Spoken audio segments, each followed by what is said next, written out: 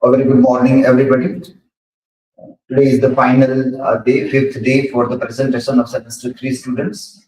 And today, the students are going to make presentations on cultural studies. So let us have a quick look at the topics of today's presentations. I'm sharing a screen here. So we'll start with Insiyafatema's presentation on fashion and cultural studies. It will be followed by Mansi's presentation on right critic on Frankenstein and cultural studies. Nirali will make a presentation on understanding meta-narratives in the light of cultural studies. Payal on postmodernism and popular culture. Pooja's presentation will be on identity through the lens of cultural studies. Rajeshvariba will read on shaping our tastes, how cultural intermediaries impact culture. Riddhi's will be on technoculture and risk. Rinkal will make it on Hamlet through the lens of cultural studies. Trushali will make it on cancel culture. And finally, in the morning session, we will have by Upasana on gender studies in cultural studies. So these are the presentations of the day, and I hope you will stick to the time and not more than 10 minutes for your presentation, so we can have enough time for questions and answers also. Okay, so Insia, you can now start with the first presentation.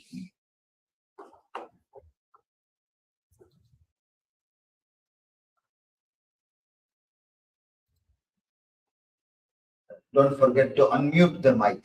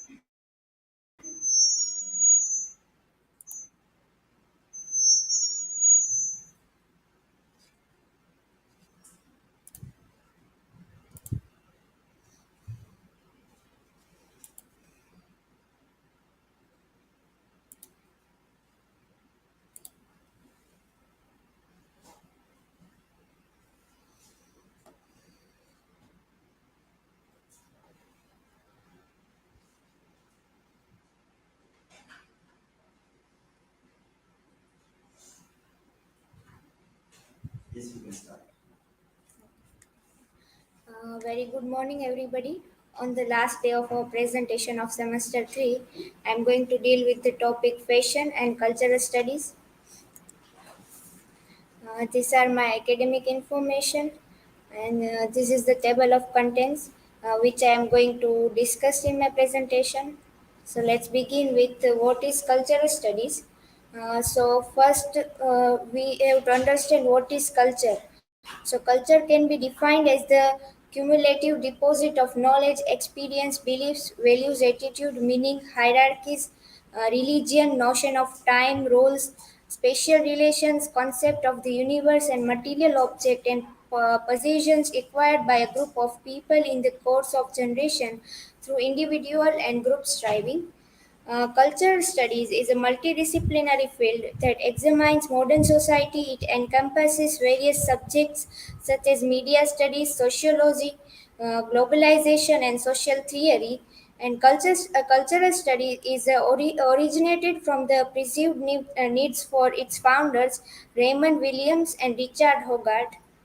And however, its development faced challenges that even its third founding figure, Stuart Hall, recognized as a questioning its legitimacy. Fashion and cultural studies. Cultural studies of fashion tend to focus on the vernacular use of clothing and body ornamentation to represent a constellation of values and social practice rather than looking for general rules of fashion change and meaning. The study of fashion draws inspiration from Roland Barthes' semiotics, the youth subculture research at the Birmingham Center for Contemporary Cultural Studies, and Raymond Williams' view that fashion is creative expression that challenges the perception of fashion as superficial or conformist, while also highlighting how subcultures utilize clothing to convey their unique identities and values. Free Davis criticized this approach, calling it populist, and make a counter argument for the continuing validity of a center to periphery fashion system model of innovation and diffusion. In the market, we can see that most of the fashion is owned by populist, bourgeois class people, and there is no emulation of privileged group by subordinate groups in such system. In ethnographic research, we observe how specific cultural values shape fashion trends. For instance, here is an example of African American men and women. They used to do straightening. For many women, hair straightening was deemed necessary for respect, and straightening hair represent a range of meanings connected to class and gender. This illustrates the intricate interplay of fashion choice with cultural values. So here, fashion not only decide how clothes, but it's decide their class, their identity.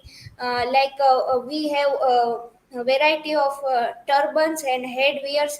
How these also represent the class and particular region of that person, and body piercing tattoos are also a part of this fashion. In ancient time, tattoos are mostly famous for tribal people, but now in modern times, youth use tattoo to express their emotion and their beliefs. Century of fashion 1900 to today. So we can see there are many changes in men's fashion and women's fashion. From 1900 to today's, men fashion evolved gradually. It started with formal suits in the early 19th century and shifted to looser style in the 1920th century, and now in contemporary time, we can see fashion in main fashion is also uh, changes, and in women's fashion, in ancient time, in the era of 1900, they have to wear a modest dress, but in contemporary time, because of women's are also doing a job and other things, so they have to wear a comfortable clothes for that. And we can find many changes in women's fashion also. Here I put a video which also shows the changes of 1900 fashion to contemporary time.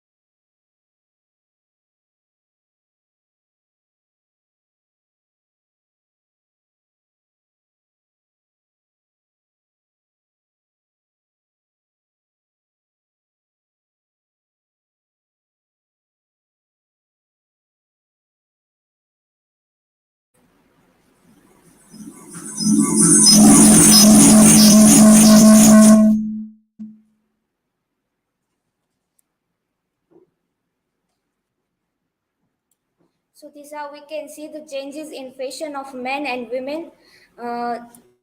This describe the difference of fashion.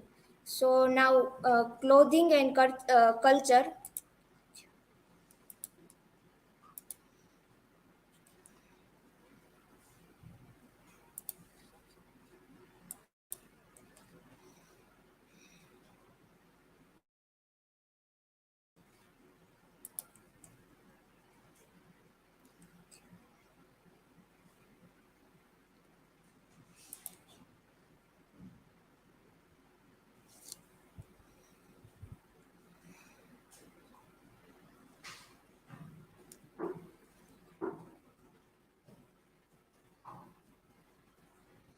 So now clothing and culture a global view.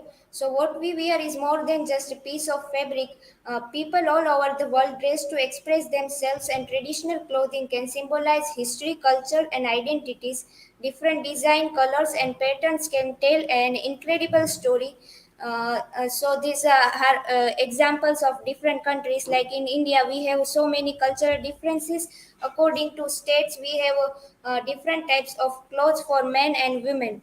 So we find lots of colorful outfits in India like sari and salwar kameez for women and dhoti and bandgala for men. And color also describe the tradition and culture. Like a bride wears mostly red color saris, and it shows the cultural value of a particular country or state. These are the examples of people of Southern Africa. They are known for their intricate beaded regalia, with women adorning beautiful skirts, long tops, and headpieces, which called ikia. Each outfit has a different shape and style depending on the occasion and the person wearing it. And in Japan, the kimono is the ultimate traditional dress to express culture. Kimonos become a symbol of Japanese culture from the 17th century and were worn by both men and women. And here is the example from Scotland. The Scottish kilt, a classic garment dating back to the 16th century, continues to be worn for ceremonies and festivals, with its tartan colors symbolizing clan heritage and occasion serving as a meaningful expression and Gaelic customs. So we can see that the different types of clothes and their colors also describe the particular culture and their personal beliefs. Gender's role in the fashion. So we can see the gender's role in a fashion. Like there are different types of clothes for men and women. For example, men's dress emphasize more on social power and responsibility. On the other hand, women's dresses symbolize beauty and draw attention to moral and physical development. So here we can talk about how famous brands try to use fashion psychology of men and women to selling their brands, and they decide colors associated with each gender, reflecting these messages. Gender-based fashion design is inherently embedded in the fashion industry. The color they choose is gender-specific. The design, the quality of fabric, and price tags are also they choose related to their gender. In our society, if we can see this, we also find some types of gender stereotypes.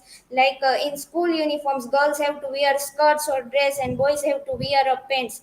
And in color, we can see that there's in a childhood, from childhood we can use pink color for girls, and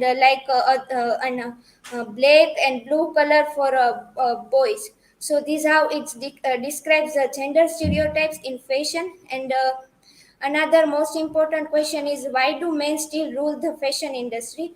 So if we can see the Bollywood fashion industry like Sabyasachi or dress which is designed by Manish Malhotra, all are male. So there are more women graduating from top fashion schools than men, but there are fewer female CEOs in the fashion industry compared to aerospace and finance. In fact, only about 14% of the top 50 fashion brands are led by women.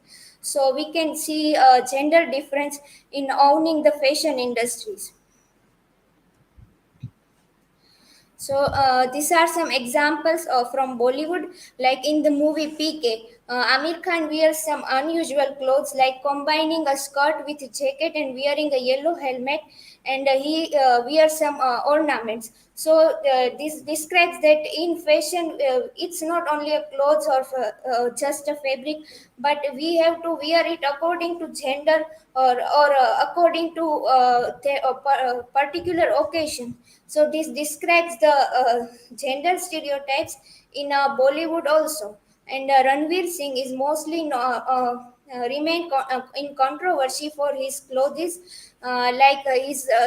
He sometimes wear a skirt and a lenga and unusual print design, uh, uh, which uh, which shows the controversy about gender norms, expression, and social acceptance.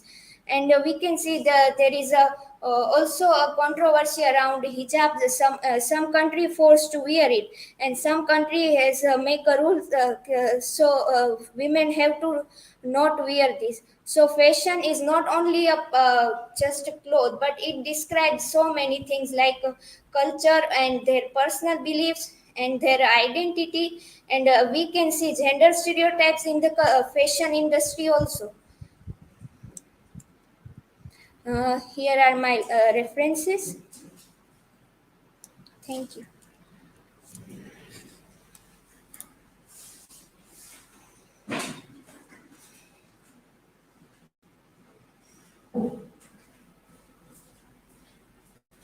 So, Insia, my question is that in realm of popular culture, can you say that the internet and social media significantly altered how people perceive and address fashion? And can it be seen in terms of changing of gender-based clothing with the time?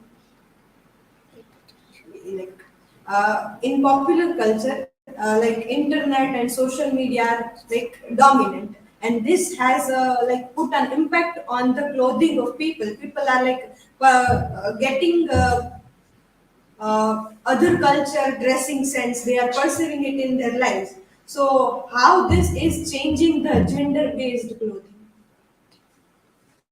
So social media has a major impact on our life. We can see that people following influencer and Bollywood celebrities and wear other cultures races also. And in contemporary time, we can see some gender based clothing is also a change in the now time, change in contemporary time. And some women now there are a trend of unisex clothes. So men and women also wear the same clothes, and according to their comfort they wear clothes.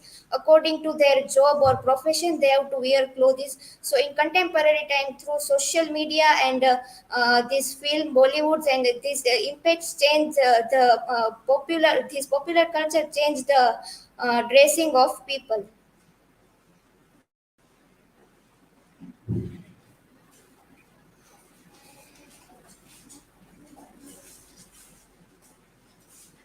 So, Insia, how has fashion changed over time, and what are the main reasons for this change in different historical period and regions?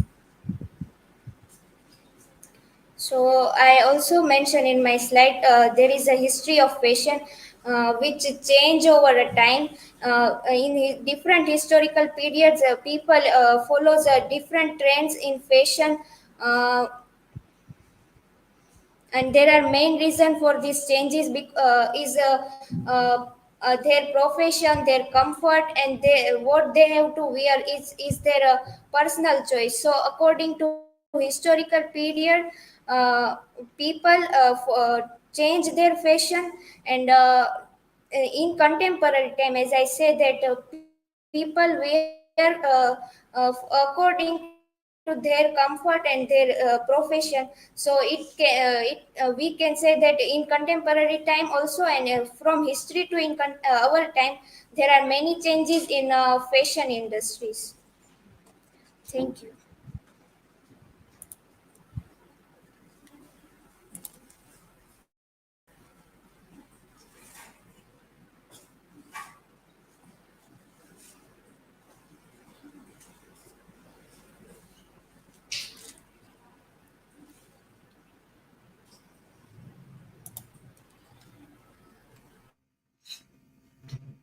Okay, by the time she gets ready, in this work, this presentation on fashion, and this citing this work is very important because this is how it began.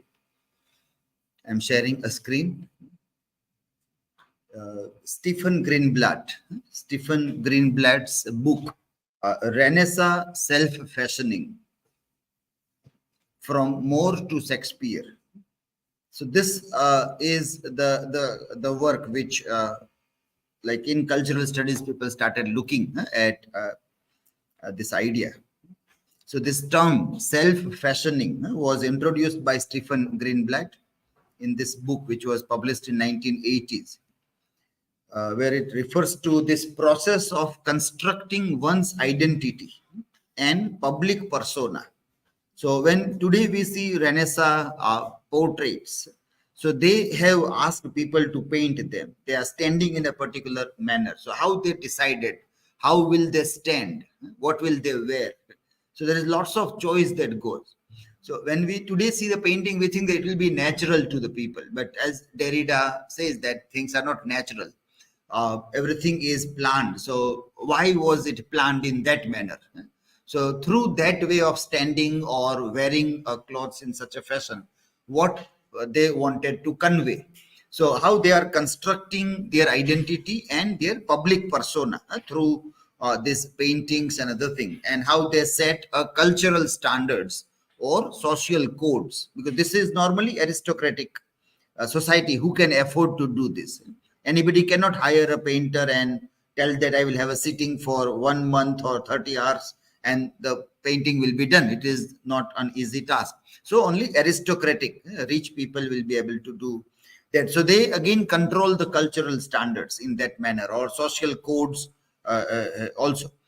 So that is the point, that how now things have changed a lot. People got a power with the help of social media, mobile phone, selfie. That's how cultural importance of selfie is very interesting. Earlier, you require a painter to portrait you, a very difficult task. Then a photographer also, who have to have, or if you have a camera, then only people will able to have photographs also. If you remember this sequence from Midnight's Children, where a child is born and then a photograph is taken, it comes in newspaper. So it is not possible for everybody to do that. You are rich, so you have that space that you can do that. So Sinais were rich enough to do that. But today, if we see that everybody has a mobile phone. Everybody can take a photo. Everybody can share it, publish it on blog, on YouTube, on this. So lots of cultural dynamics have changed.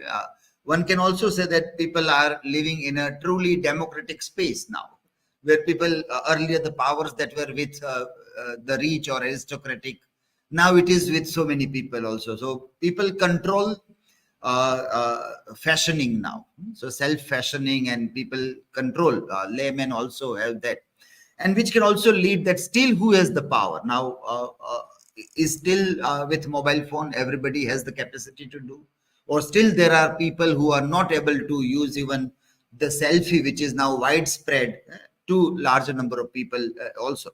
So during Corona times, we came across those spaces where people were not able to attend online classes because there were no mobile phones, or in a family if there are 2 3 children and everybody is to attend the classes, it was not possible, because only one phone was there in the family and only one student can attend the class, others were not. Now this things remain away from the insight of so many people, because everybody thought that we all have mobile phones, so everybody in India has a mobile phone. So that space now that everybody still cannot take a selfie also, or cannot share also. There are a variety of reasons that. So that if you connect, then you are thinking in that line.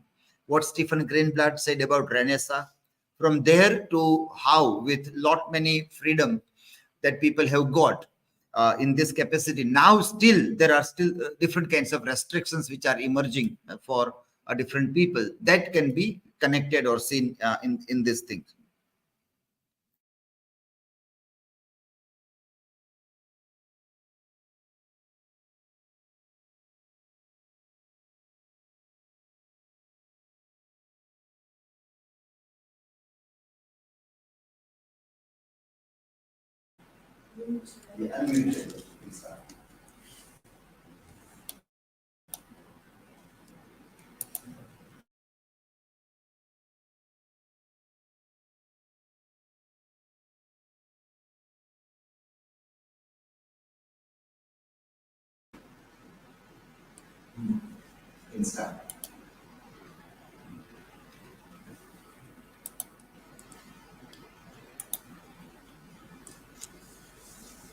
Hello everyone. In a fifth day of presentation, I will discuss about critical note on Frankenstein and cultural study. First, we are discuss about introduction of cultural study. Cultural study is one of the more controversial intellectual formation in of 1990s in the first decades of the third millennium. It is a experience a period of rapid growth in academy appearing at many university in a variety of forms and locations. At the same time, it has been broadly attract both from inside the university and outside academy. About novel. After the publication of Mary Shelley's novel, it's it's a eponymous character Victor Frankenstein, an unnamed creature. After refers to as a Frankenstein gain iconic status initially. The creator and creature and his creator become a thriving figure of popular culture through the many theatrical versions produced in the 19th century. The advent of film in the 20th century contributed enormously to the circulation of Frankenstein as a cultural icon in a general and the determination of the myth of the mad scientist in a popular. Uh, in Frankenstein cultural study, we are divided into two parts: revolutionary birth and the film in a popular culture. In a revolutionary birth, they divided into the three parts: create as a creature as a proletarians, a race of devil from neutral philosophy of cyborgs. In a second part, they were also divided into three parts: on a stage, film adaptation, and television adaptation. Now, first, we are discuss about revolutionary birth. The Frankenstein creator can be seen as a symbol of proletarian in a social and economic context, just as a creature is created by Victor Frankenstein, but then abandoned and mistreated. The proletarian is often exploited by those in power and left to suffer.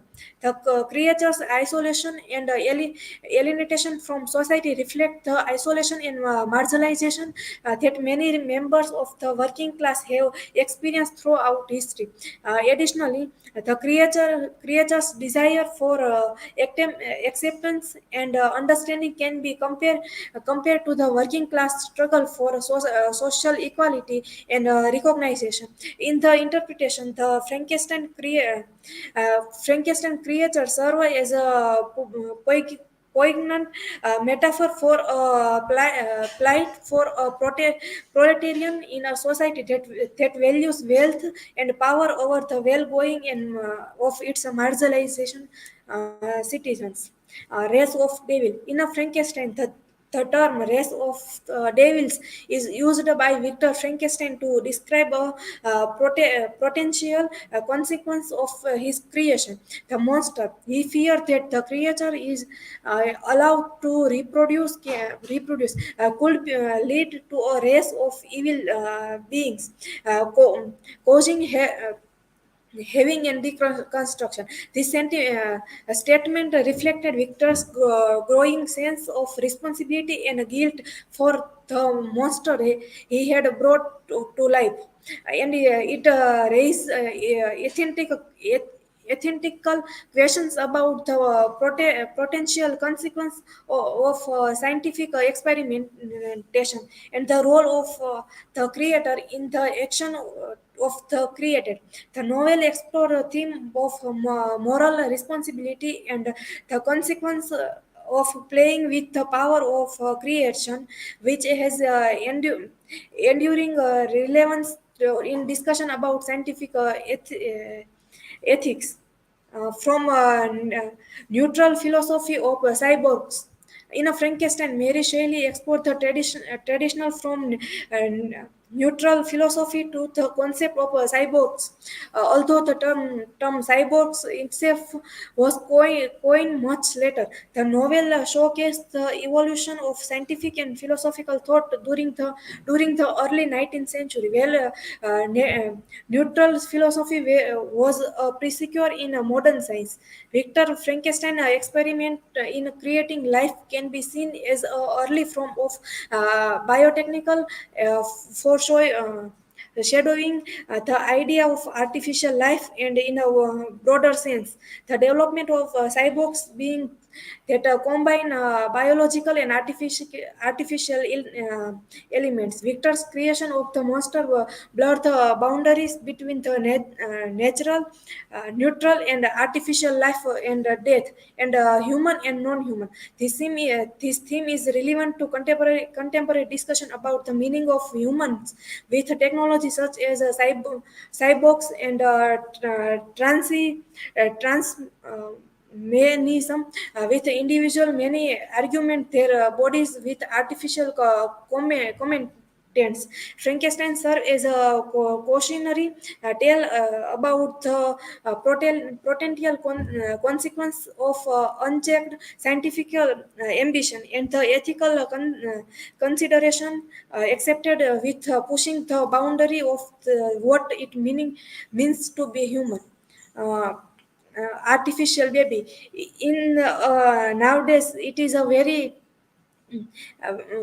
popular. The company Vitara Biomedical is working on an artificial womb that looks like a plastic bag with tubes that deliver uh, amniotic fluid, oxygen, and medication. Write the Wall Street journals lease easily weight. The technology has been tested on animals, including lambs and pigs. Uh, uh, this news is very important in nowadays. In a population, now we are see a population chart on Frankenstein novel. Here is I put one chart that show a population of Frankenstein. This chart I will explore in one Google tools like Nigram viewers. This tool is the Nigram viewers. The Nigram viewers provided by Google is an online viewers that chart frequencies of any words or short sentence using the earlier count of n-grams found in sources printed between 1500 and 2015 in American, English, British English, French, German, Spanish, Russian, Hebrew, and Chinese. Uh, Here I also photo of this front page of this tool. Now we can see a population of Frankenstein movie. Here is some film adaptation of Frankenstein novel, like a Frankenstein, LME, Victor Frankenstein, The Bride of Frankenstein, Terror of Frankenstein. In our Indian cinema, they are also use same theme that show in a Frankenstein. Here I try to compare a Frankenstein novel and a robot movie.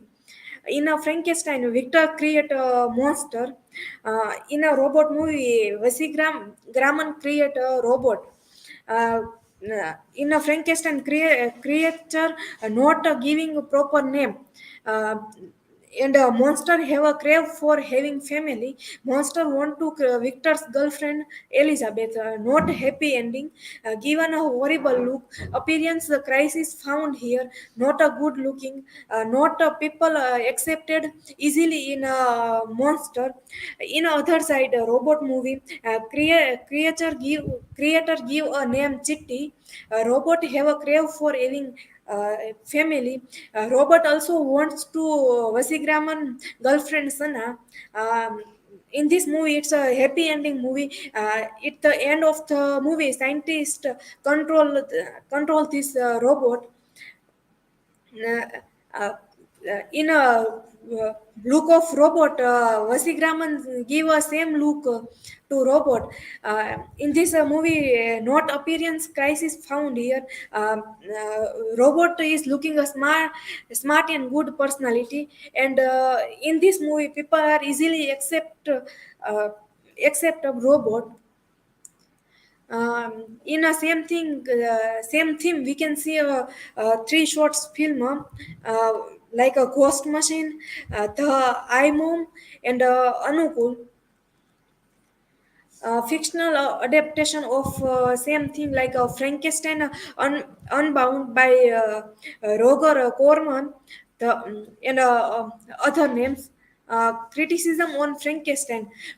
John Broker, conservation member of parliament, called Frankenstein tissues of horrible and disgusting absurdity, radical, in hanging and immoral. Here is my work citation, and thank you. Now you can ask a question.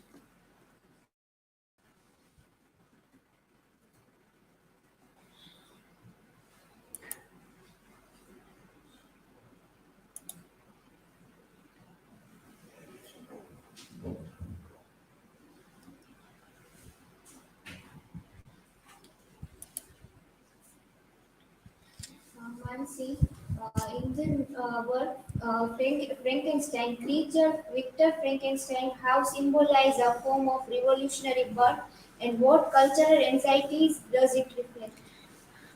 Okay.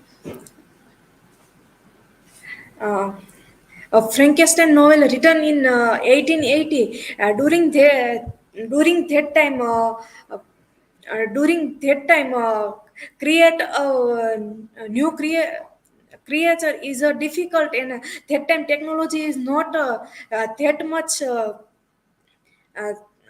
that much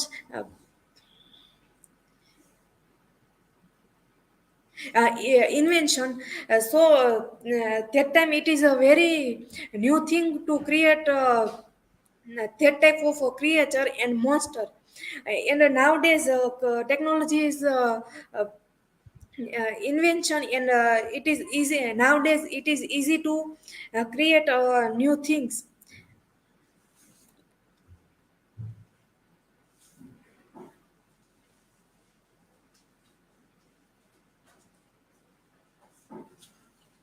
Mansi, what do you think the story Frankenstein is trying to tell us about the science and what we should should not do with it? Um, in a Frankenstein novel, mm, Victor create a monster, and uh, Victor create a monster, and that time it's some benefit, and some benefits are there, and also some uh, create a monster is a sometime it is beneficial, and sometime it is not a uh, beneficial. Uh, and create a new thing is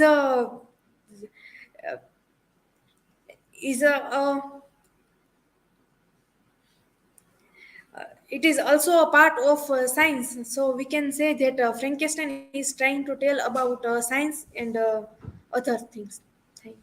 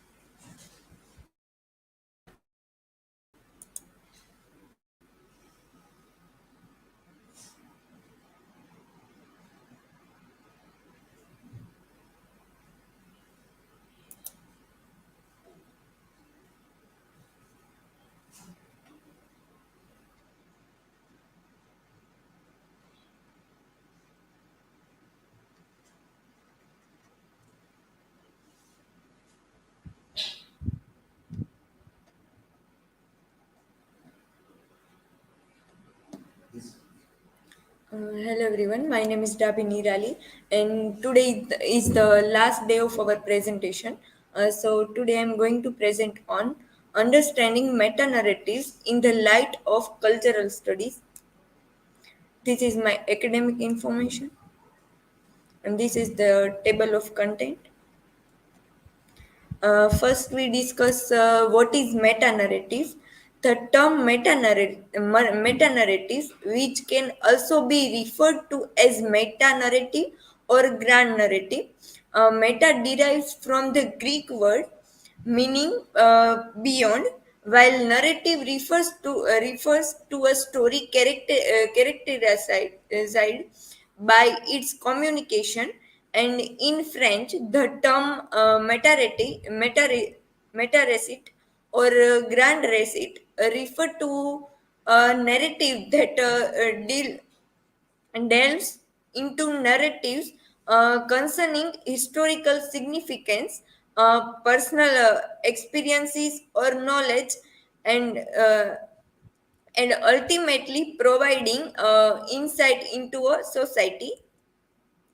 The meta narratives are also in the Marxism and functionalism. Meta narratives have legitimization.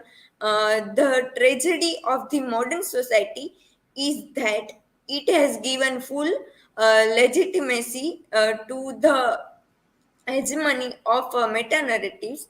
Uh, the uh, uh, the uh, uh, Lyotard refers to the destruction of Jews by the Nazis.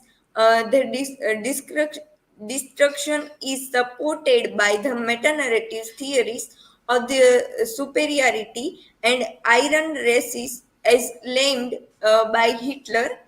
The term is best known for its use by Jean Francois Lyotard.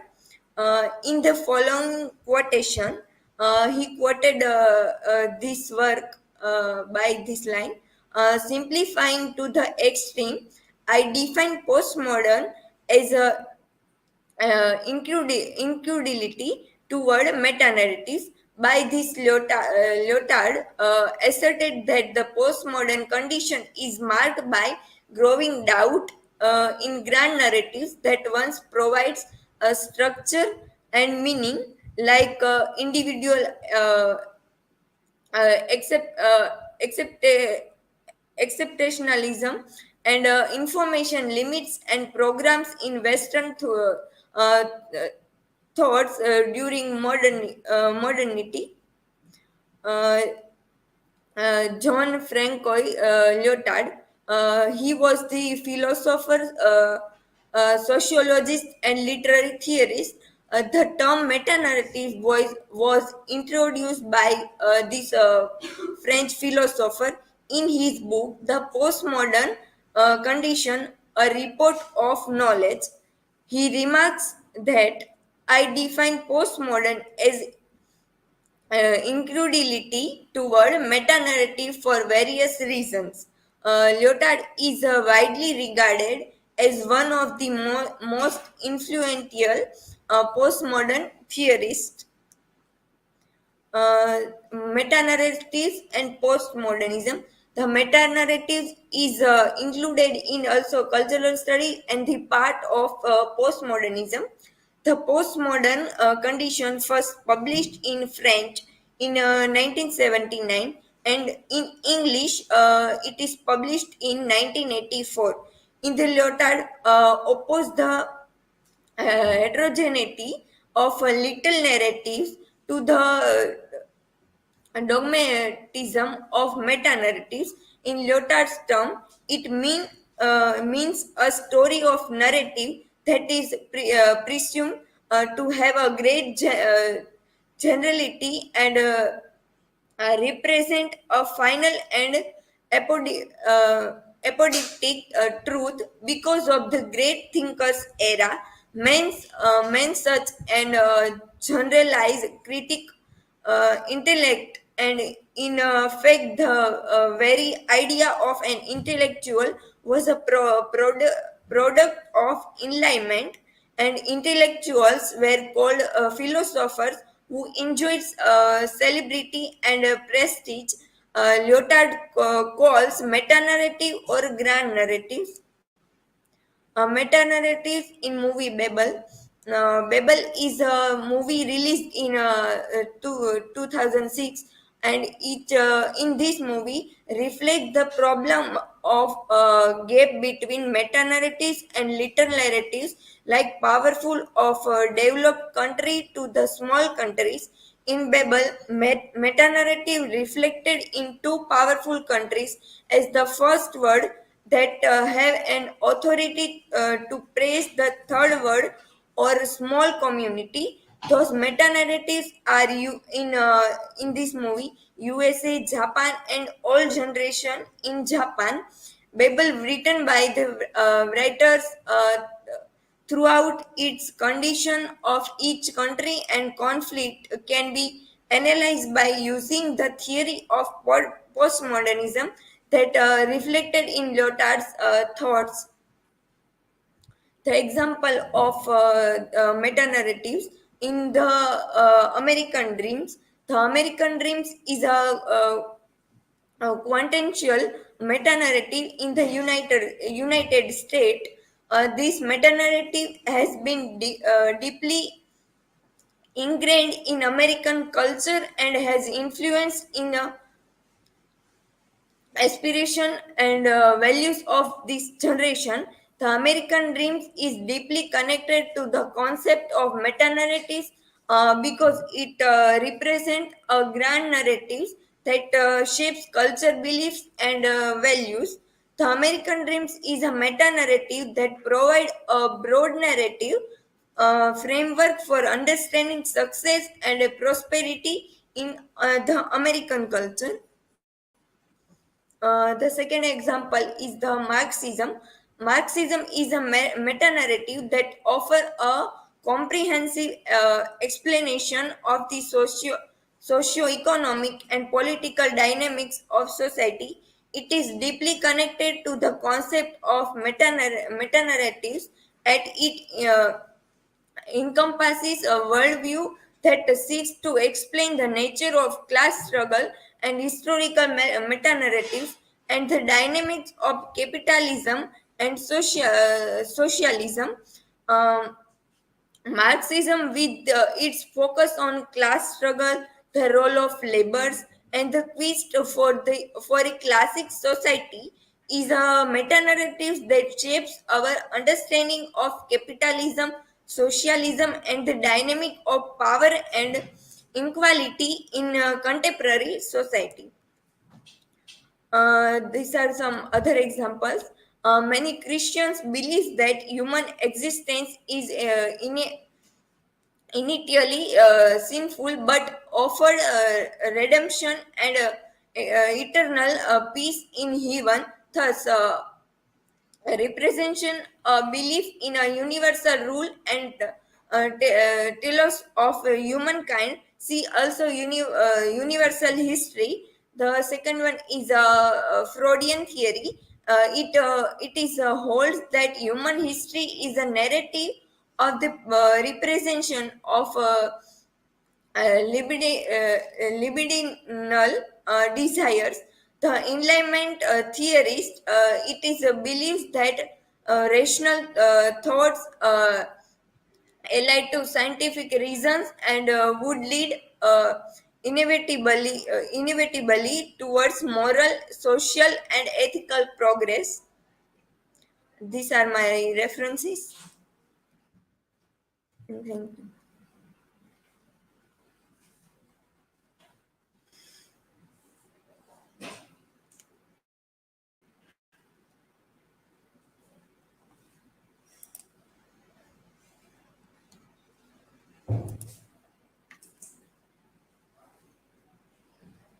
Nirali, how do meta-narratives influence our understanding of history and culture?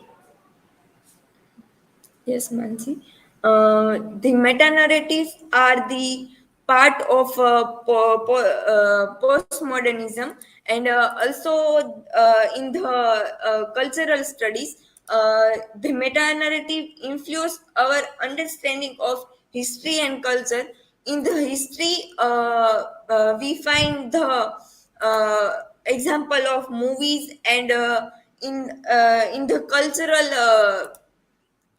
Also in our society, we find many example like this I mentioned, American dreams and Marxism, and the culture and religions are also the part of it.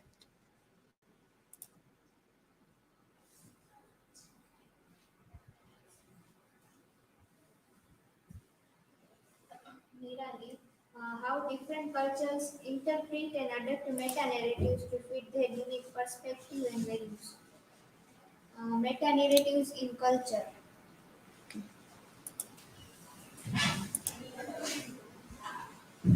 The meta narratives are part of our culture and our society, and we find the many examples in our society, and also find in the cinemas, and in our past also, and many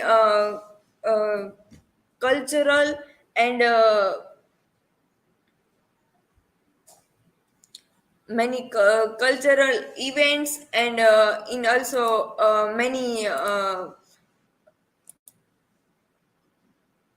many theories are also influence on meta narratives.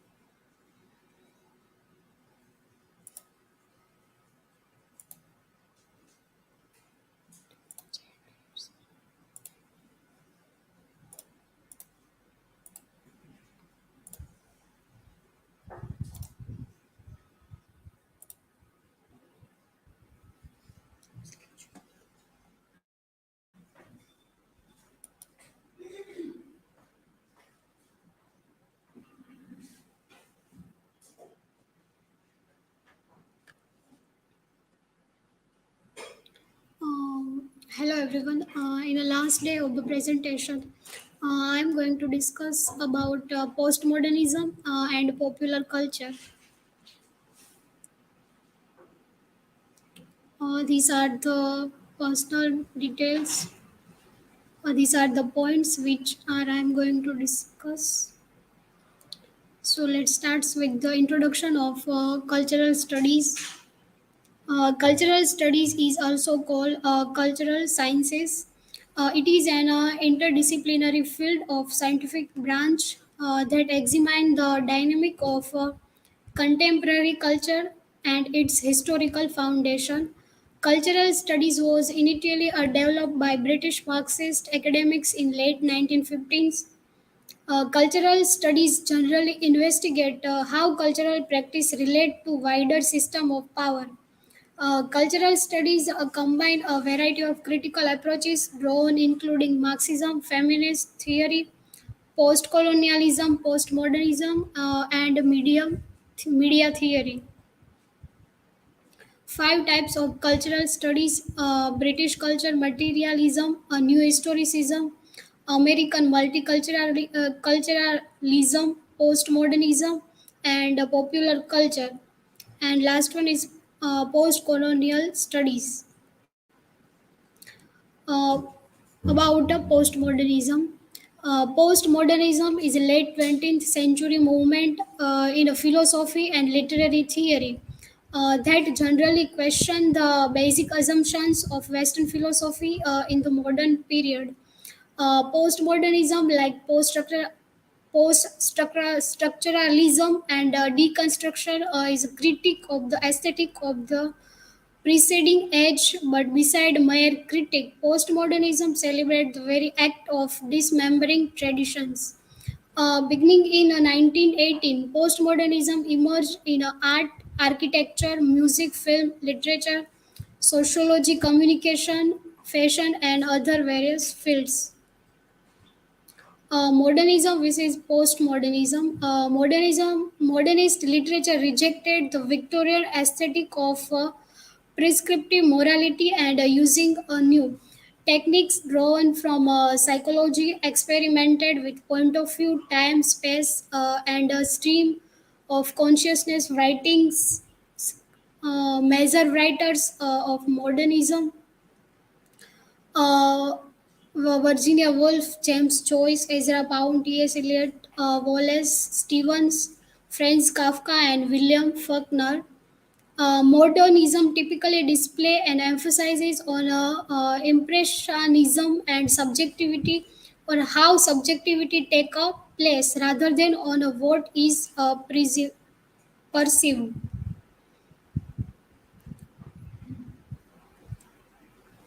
Postmodernism borrows from the modernism disillusionment with the given of society, penchant for irony, the self-conscious play within the work of art, fragmentations, and ambiguity.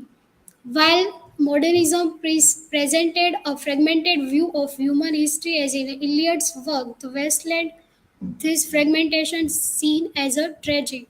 The Wasteland is one of the best example of modernist literature. Frederick Jameson sees artistic movement like modernism and postmodernism as a cultural formations. Postmodernism marks a cultural composed of disparate, fragmentary experiences, experiences and images that constantly attack the individual in a music, video, television, advertising, and other form of electronic media. Popular culture. Popular culture is also called mass culture or pop culture. It is generally recognized by members of a society as a set of practices, beliefs, artistic output, and objects that are dominant or prevalent in a society at a given point in a time. There was a time before 1960 when popular culture was not studied by academics, when it was just popular culture.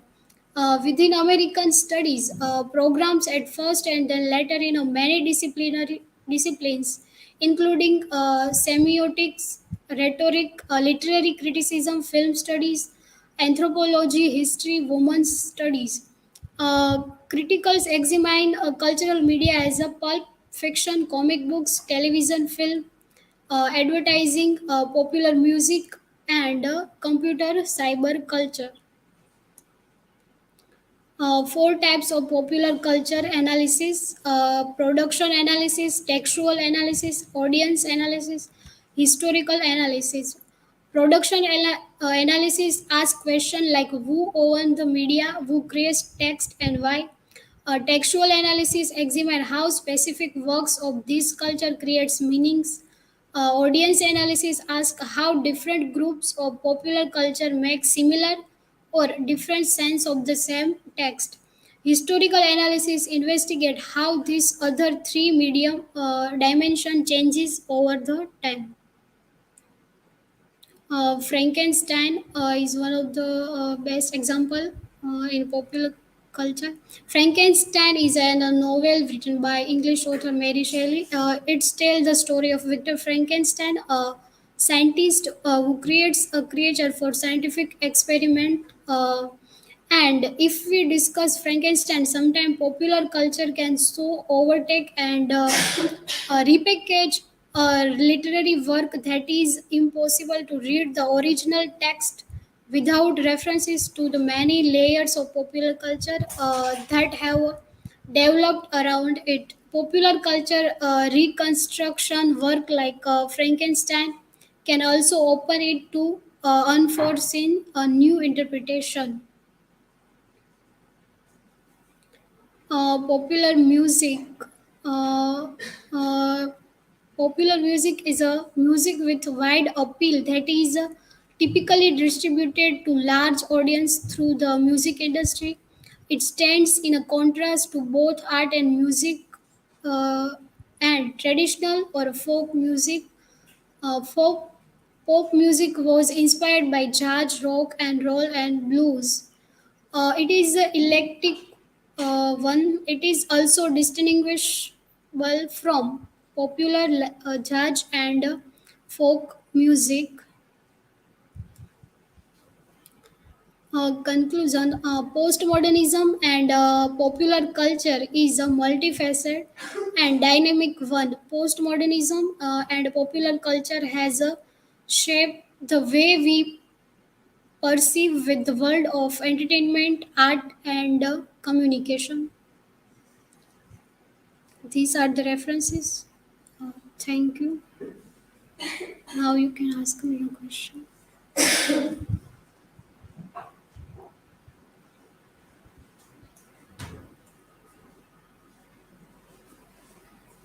Payal, what is the significance of irony in a postmodern popular culture?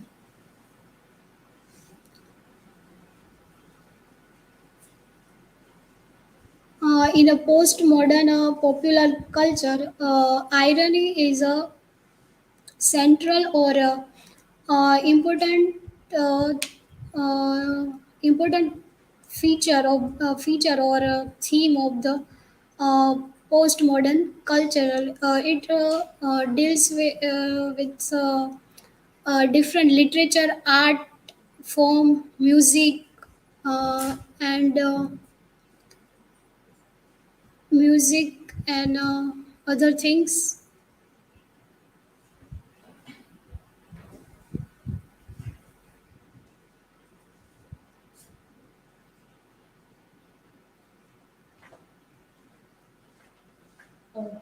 What does the blurring of high and low culture in popular culture meaning?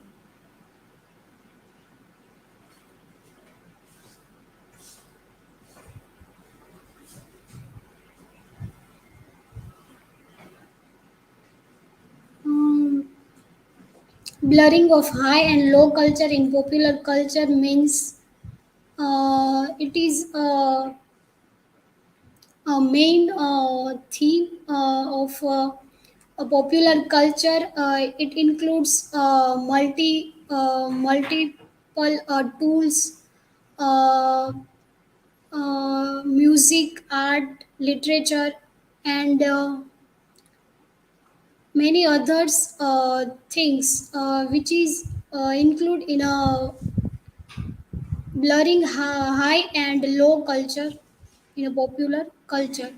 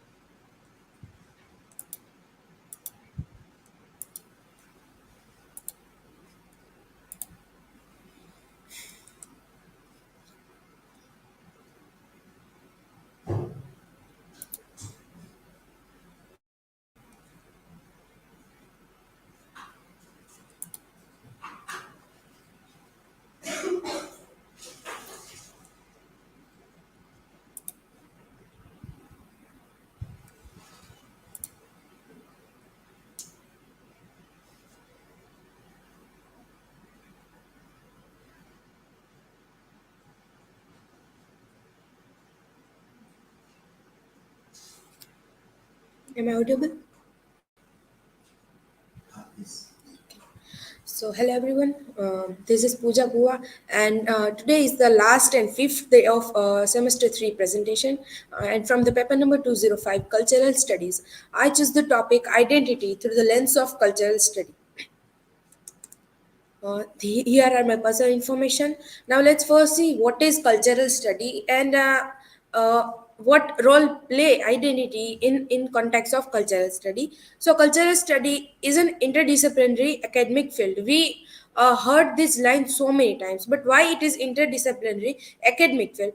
So we can say that it is not follow only one line or one area. It follows so many areas in academic way, in other way too, like anthropology, music field, literature field, history field, and psychological field, so many fields. That is why cultural study has so many other aspects apart from this too.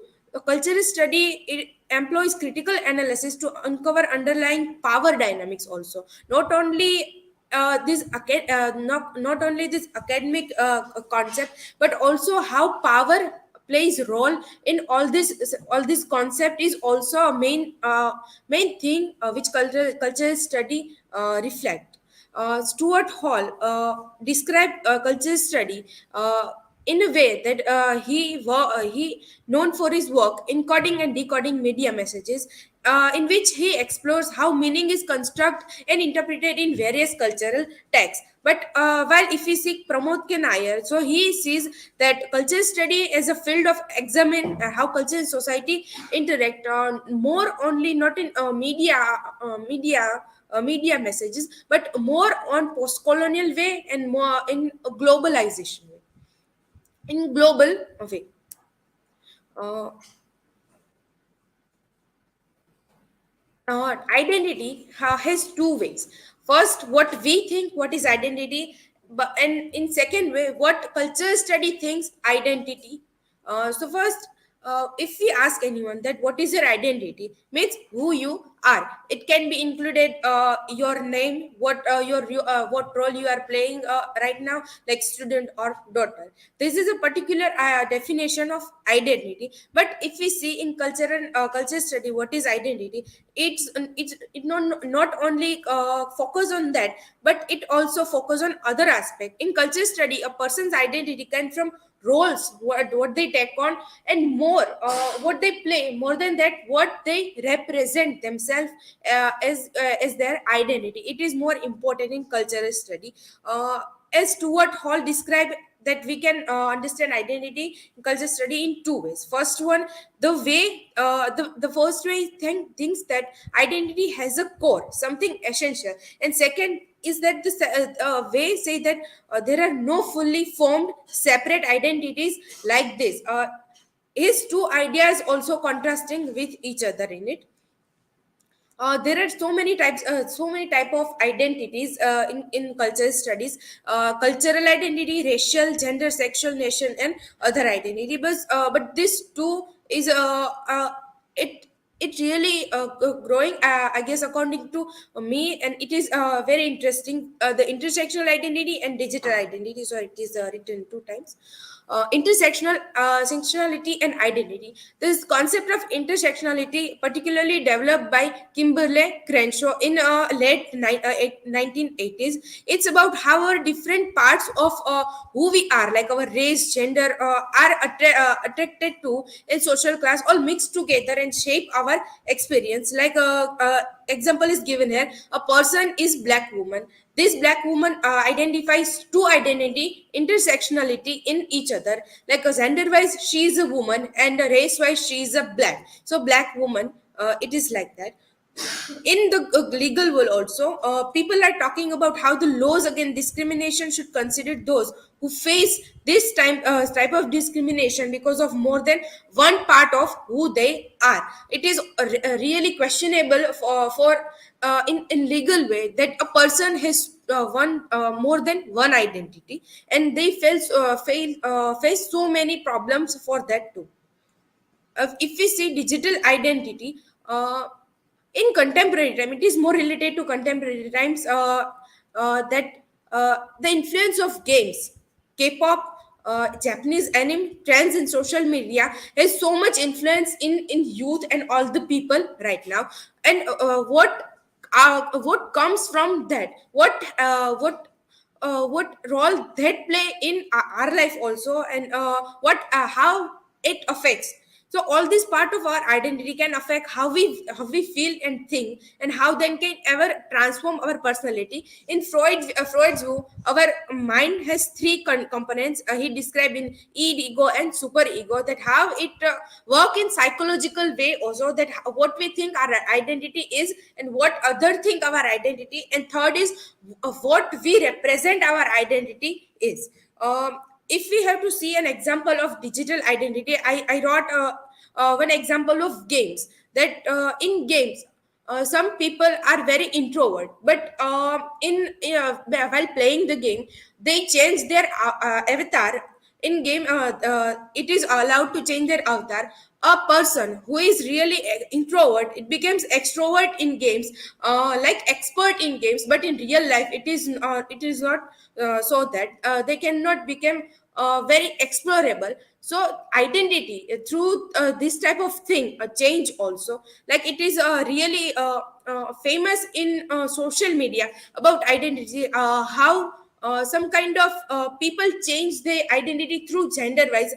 We all know this famous example of Angel Priya, that so many people make fake identities of it in do fraud also.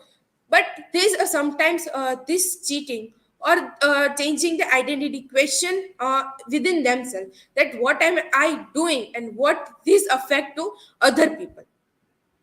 Yeah, so this is all for now. Sorry. Identity culture, cultural studies in action. How in contemporary time it is action, it is action identity. So looking at and giving opinion on how different groups of people are known in the media, and asking for more type of people to be shown in TV, movies, ads, and news in real and accurate way, that how they show in TV and movies, as we saw in previous slides also, that how a particular a way of standing show a different kind of thing. Getting involved and speaking up to help with issues about who you are, like helping other identities, like helping LGBTQ, and giving them support also is really important in this time also. Making sure that schools are welcoming to everyone, no matter where they came from and who they are. The first step of learning about identity is school, uh, or our childhood, that what we are giving to other generation, our next generation, the thought of identity, how it plays role, it is really very important in it. Promoting art, literature, and cultural activities also important, and ongoing thought in cultural studies in identity concept right now. This shows that cultural studies can be useful way to help with tough issues about who we are. So identity in cultural studies, not only for studying or in a kind of syllabus type, but it also help us to learn in our real life too. This is all for my presentation. Here are my references. Thank you. Stage is open for questions.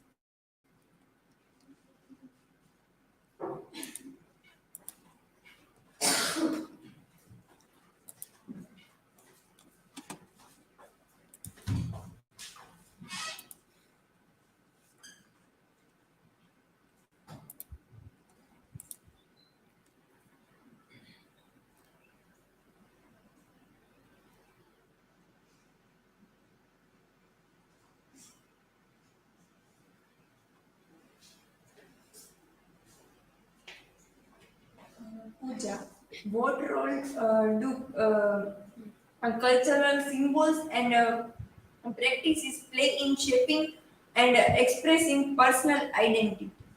Hmm. Uh, it is kind of an issue, that how our culture reflect our identity and affect our identity. We can see in so many cultures that how identity reflect through the culture, and sometimes this became a thing, like they cannot change their thought about the culture and their identity. Cultural symbols like bindi, that represent their identity, that the person wearing is bindi in the cultural context, so they are a particular caste also, and particular race also. So this type of cultural symbols affect identity. Sometimes it can be really problematic, as we saw the example of 9/11 also, that how Punjabis are also kind of shikar of that incident. Yeah.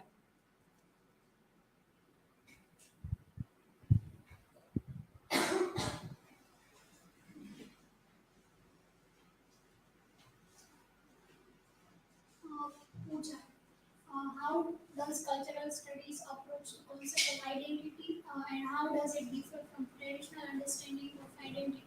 Hmm. As I also described in my presentation, I would like to say one thing, that what our traditional thinking of gender. I want to give example of gender. What we think, or we ask someone that what how many genders are there, they normally say two, now, or sometimes three. But cultural study, no, in gender wise also has so many concepts like LGBTQ, not only three gender, male female and transgender. Yeah, so in cultural study, in other concept also like this gender identity, there are other identities which explore and break our traditional thought of culture identities. Thank you.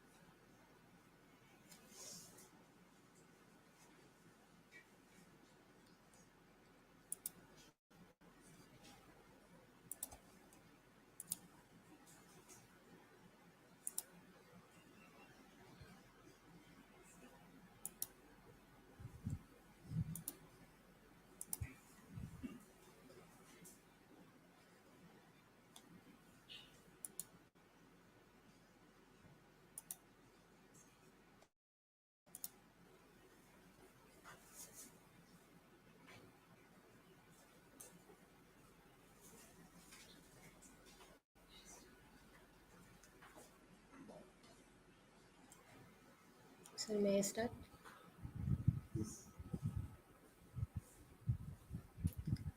So, on the final day of semester three's presentation, I will deal with the topic shaping our taste, how cultural intermediaries impact culture. This is my personal information. So, first of all, the meaning of what is cultural intermediaries and who gives these terms. So, Pierre Bourdieu, a French socialist, gives this term cultural intermediary in 1984 in his one work called Distinction: a social critique of the judgment of taste. And in his work he was give the idea of what is cultural intermediaries and how this is the effect the market of the consumer and those who are the givers of the product. So first of all, when we are talking about this idea, cultural intermediary, then the distinction, so is the main idea. The main message of the distinction basically reads that particular participation in culture is entangled in different between social classes, which means that social and cultural stratification are concurrent and social differences connects which cultural choices, as he was giving about the how intermediaries those how they are affect the market. But his one major concern about this topic, he was also wants to those who are not able to purchase those kind of things. So his one idea is about cultural value is also. So here the class is also considered. So the upper class consumes a high culture, which while the lower class prefers mass products in the culture. So, social and cultural distinctions go hand to hand, as we all know. In the cultural studies, the in in the market the things are available, but those who are the consumers, they are the comes from the different classes, upper class and as well as the lower or the middle class. So here is the one table of the cultural intermediary and how it's work and which type of fields are which type of fields are included in this. So Bourdieu explains how such culture is created and disseminated. So new culture intermediate, the most typical of whom are the producer of cultural programs on TV and radio, or the critic of a quality newspaper and magazines, and all the writers, journalists and journalist writers have invented the whole series of genre halfway between legitimate culture and mass production. So we can say those who are before the old time in the mid century or the late 20th century, or we can say in contemporary time, the cultural intermediary people are has their changes. If we can see the before the time, there is the those who are the radio persons, they are play a significant role in cultural intermediary, or even we can say in the right now contemporary time, those who are connected with the digital era or with the digital marketing, they are the they have to play the significant role in this term. So the field at the places that we that is affected by the cultural intermediary, then the political sector, public sector, hospitalities, we can say the hotel and other things, festival events, private sector, food and sports, and we can say the most of the things are affected by this term. Cultural intermediaries as gatekeepers. So this concept is the gatekeeper to the consumer and those who are provider of the product. So the concept of gatekeeping has existed in social science since the late 1940s, when the social psychologist uh, Kurt Lewin concluded on the basis of his research that in all kind of social situations the flow of information is always uneven and incomplete. As we are studying the cultural study, we are cover the most of the areas of the society and the literature. So this idea of cultural intermediacy and how things are uh, how the consume people are consuming the things, this is the one part of also the social studies, as well as the one psychologists from this field give the remark upon this part. So cultural intermediaries as gatekeepers control the flow of information through the various media, selecting and transforming content, shaping what reaches to the audience in the process of cultural selection within the contemporary public life. So we can say those who are those mediators, they can control the things, which kind of things comes to the people and comes to the audience, and they can generate this type of consuming requirement and consuming need, or those who are the people. According to Richard E. Caves, cultural gatekeepers are a critical element of the value chain in the production of simple creative goods. So, taste makers or influence trend and cultural preferences. Nowadays, in the era of democracy, more people are free by themselves to choose the things, which type of things they want to buy or not want to buy after the globalization and the part of the democracy. But those people are those who are consumers, their taste are also maybe those who are cultural intermediators in their hand. So taste are social, they are acquired through conditioning relative to social origin and trajectory. So class position, education, upward to the downward mobility, and are experienced as if they are natural and personal. So we can say people are feel it is natural and personal, but there is some other things that is the leads towards the people to consume those kind of things. Cultural intermediate after globalization, if we can see the in India, 1990, after 1991 there is the reformation of the LPG, And as a part of this, the globalization is the one of the major things happen and leads to many things in the India after that time. So after globalization, those who are the consumers, for from there the market is not only a one place, but the market is now the open. So now those type of things are working with the global level and global scale. So role of cultural intermediaries, here the these are the some very short roles. So cultural intermediaries play several important roles in the realm of culture. They play an important role especially in the dissemination of creative goods and serve as a bridge between the creators and the producers. Here the creators, those who are provide the product, and producers, those producers, and those who are the consumers to consume those things. So mediator of the culture, that means we can say they are the become the bridge between these both parties. Curation and selection, choose and showcase cultural content. So at that time they can show the cultural things and people are aware to, okay, this and that things are now available. And critique and evaluation, if some things are criticized by someone, at that time the people are aware about it. Validation and legitimization, so in the legitimization they acknowledge the value of the cultural products, shaping ideals and values throughout this the process. People psychologies are also shaping in a way, so they can, if they feel if I can't buy these things and I don't have these things, so they may feel some kind of inferiority in themselves. Innovators and trendsetters introduce involving ideas and concepts. Cultural advocates to support diversity and inclusive in culture, as it is these things are as a, considered as a globally thing. So diversity can be there. This point summarize the various roles played by cultural intermediaries in shaping and mediating cultural content and its reception.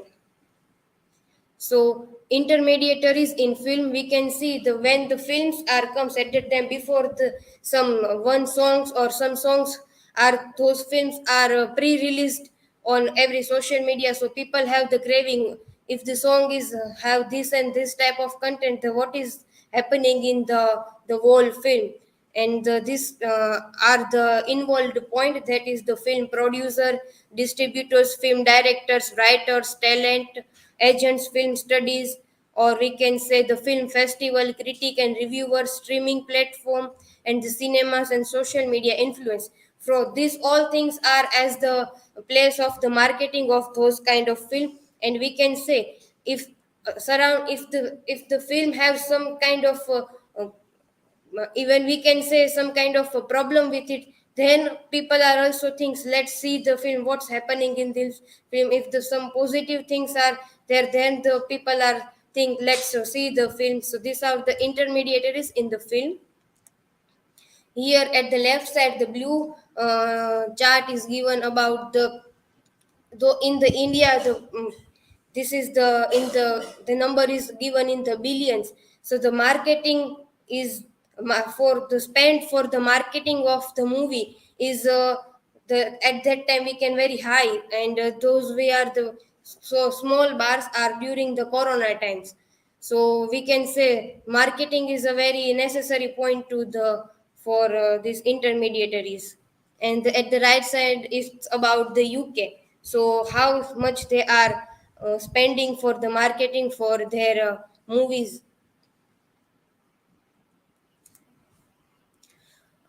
Here I have tried to give the answer of the two questions. What exactly is the relationship of cultural intermediary to the produce being sold? So the relationship of cultural intermediary to the product being sold in one of mediation and facilitation. Cultural intermediary act as broker or middleman, connection culture products with their intended or targeted audience.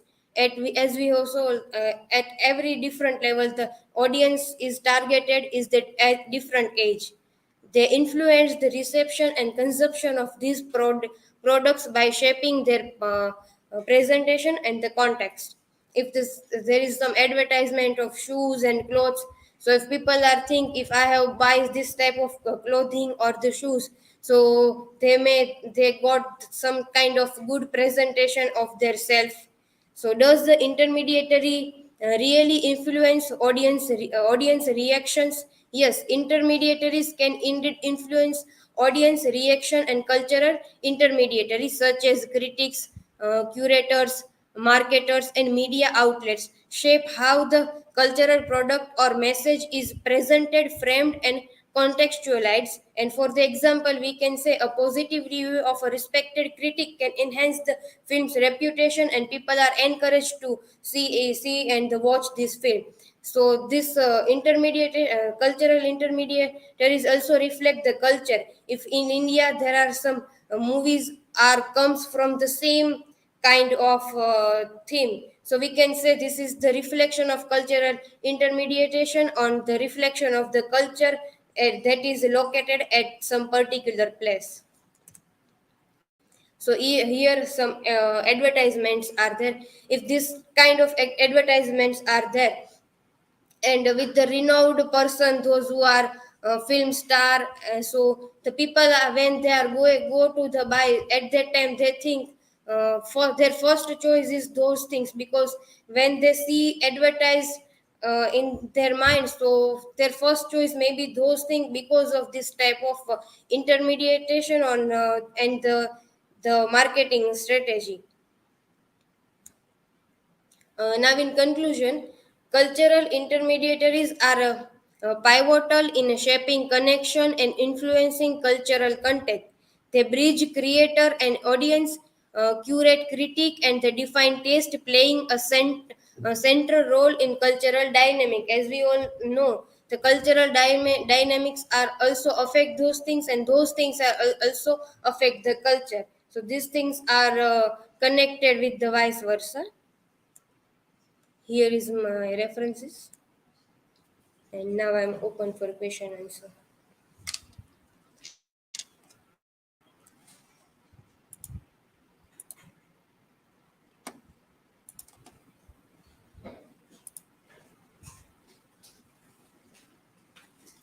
Rajeshwari, as you presented in your presentation, in today's time, what role do social media influencers play as cultural indicators?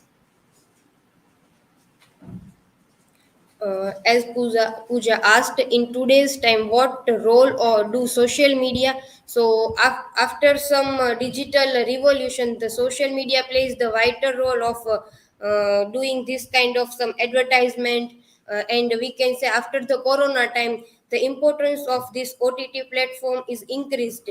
So we can say the social media is in contemporary time playing a vital role to justify this kind of thing, and those who are want to make some advertisement, or those who become the intermediary, their first choice may be the social media, because on the social media there is the large group of youth is there, and if someone wants to target the youth, for them the social media is the best choice.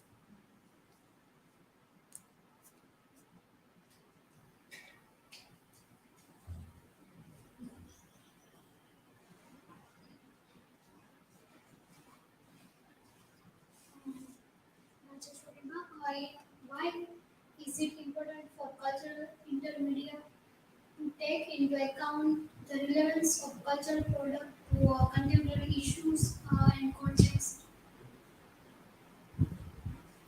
Okay. What is it important for cultural intermediaries to take into account the relevance of the cultural product to contemporary issue and the context? So the importance of cultural intermediary. So if we can see in the relevant time, it's not just comes in the relevant time, but before very old time, these things are play the vital role, but the form of the things are changed, as I have said in my presentation. During the time of radio, so those who are radio jockeys and work with the radios, they are playing vital role in those things. And after this kind of changes in the digital era, so the social media persons are playing the vital role. So the product to contemporary issues and the context. So things are changing the time to time, we can say. Thank you.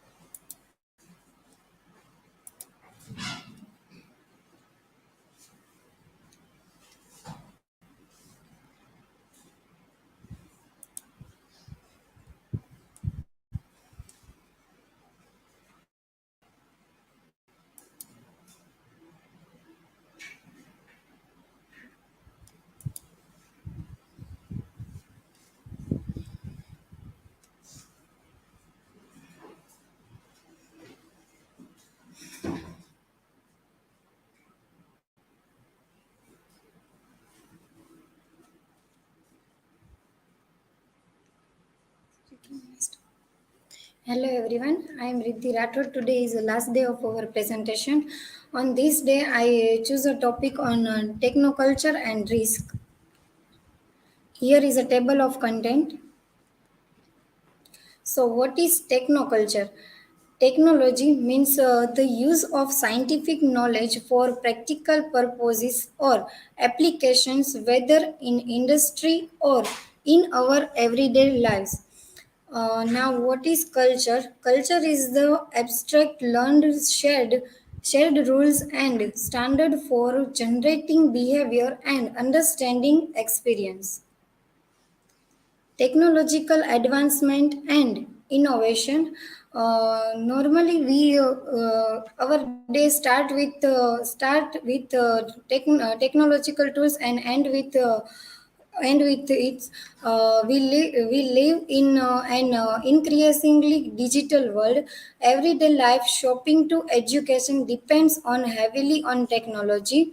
We have used communication tool as a mobile, online shopping, entertainment, access to information, commerce, transportation, healthcare, and PC.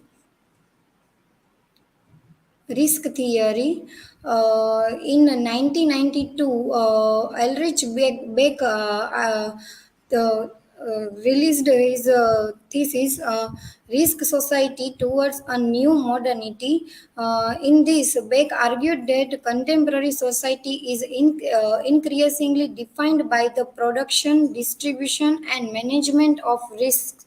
uh, he defined risk as a risk theory is a systematic way of dealing with hazards and insecurities induced and introduced by modernization itself. Other one definition given by Anthony Giddens, he said that risk society is a society increasingly preoccupied with the future and also with the safety, which generates the notion of risk. Risk is not real, risks are about becoming real. Risk in technoculture. Three types of risk in technoculture. First is technological risk, societal risk, and cultural risk.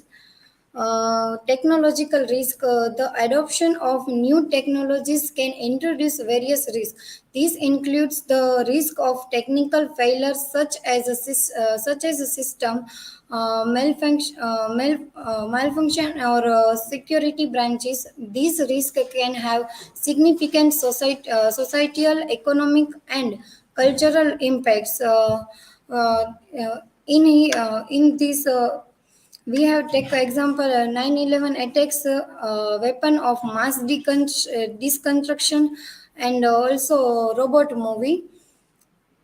Societal risk. Technological changes often disrupt social structure and norms. This disruption lead to social risk, including job displacement, loss of privacy, and challenges to exiting power structures. In this, we have faces sometimes our mobile phone and PC hacks by strangers. Third one is cultural risk. Cultural values and norms are influenced by technology. Rapid changes can lead to a loss of cultural identity or a shift in societal values. For example, the widespread use of social media has changed how we perceive privacy and interpersonal relationships. Examples of technoculture risk, climate change. The use of technology and its impact on the environment is a significant technoculture risk. The reliance on fossil fuels and other environmental harmful technologies has led to climate change. In the movie 2.0, released 2018, directed by S. Shankar. In this movie, the involves negative impact of cell phone tower radiation on bird population,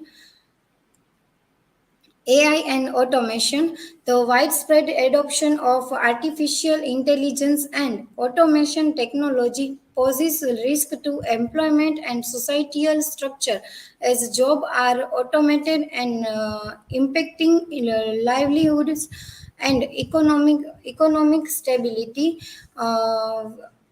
Now, AI tool is harmful to our society because AI also replace workers.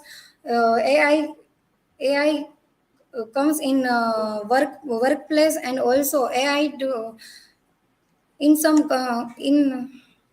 in one country, New York, one girl marry with AI tool. Social media and mental health. The technoculture impact of social media on mental health, particularly among younger generation, has raised concern about addiction, bullying, and the spread of misinformation.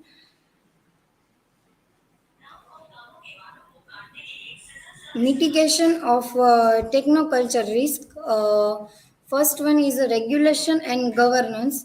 Governments and regulatory bodies play a crucial role in mitigating risk associated with technology. They create policies and regulations to ensure the responsible use of technology and protect citizens' rights. Second one is ethical consideration. Ethical frameworks and guidelines are developed to address the potential harm caused by technology. This includes ethical consideration in artificial intelligence, biotechnology, and data privacy. Third one is education and awareness. Raising awareness about the risk of technology is vital. Educating individuals and communities about the potential dangers and benefits of technology helps them to make an informed decision. Conclusion. Technoculture and risk are intertwined, and understanding the interplay between technology and culture is essential for addressing and mitigating the risk associated with technological advancement. This involves a combination of regulatory, ethical, educational, and adaptive measures to ensure that technology benefits society while minimizing its negative impacts. Here is a reference.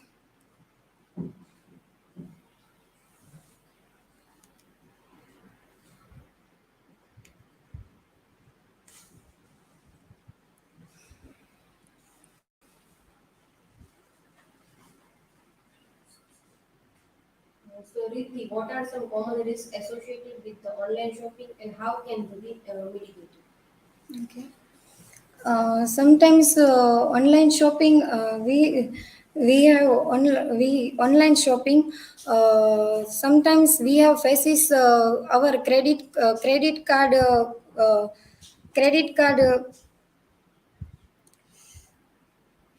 credit card fraud,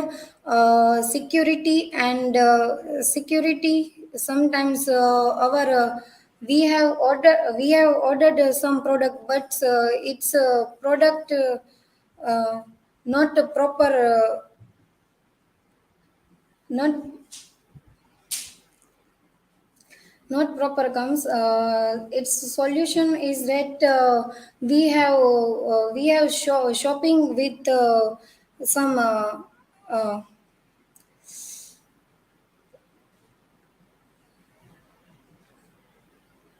some knowing websites and also uh, our and also watch our order place eyes on order place.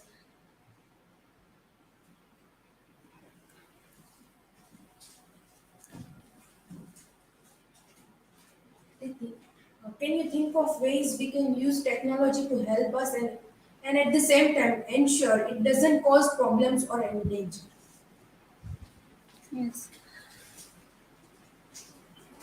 Technology is useful to us in every times, but sometimes it's creates a problem or a danger for us. So we have to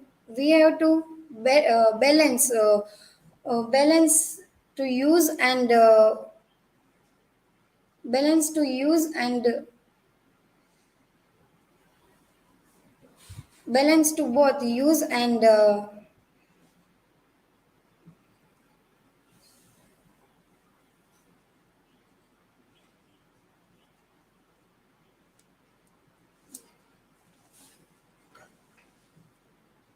So, can you put this as well?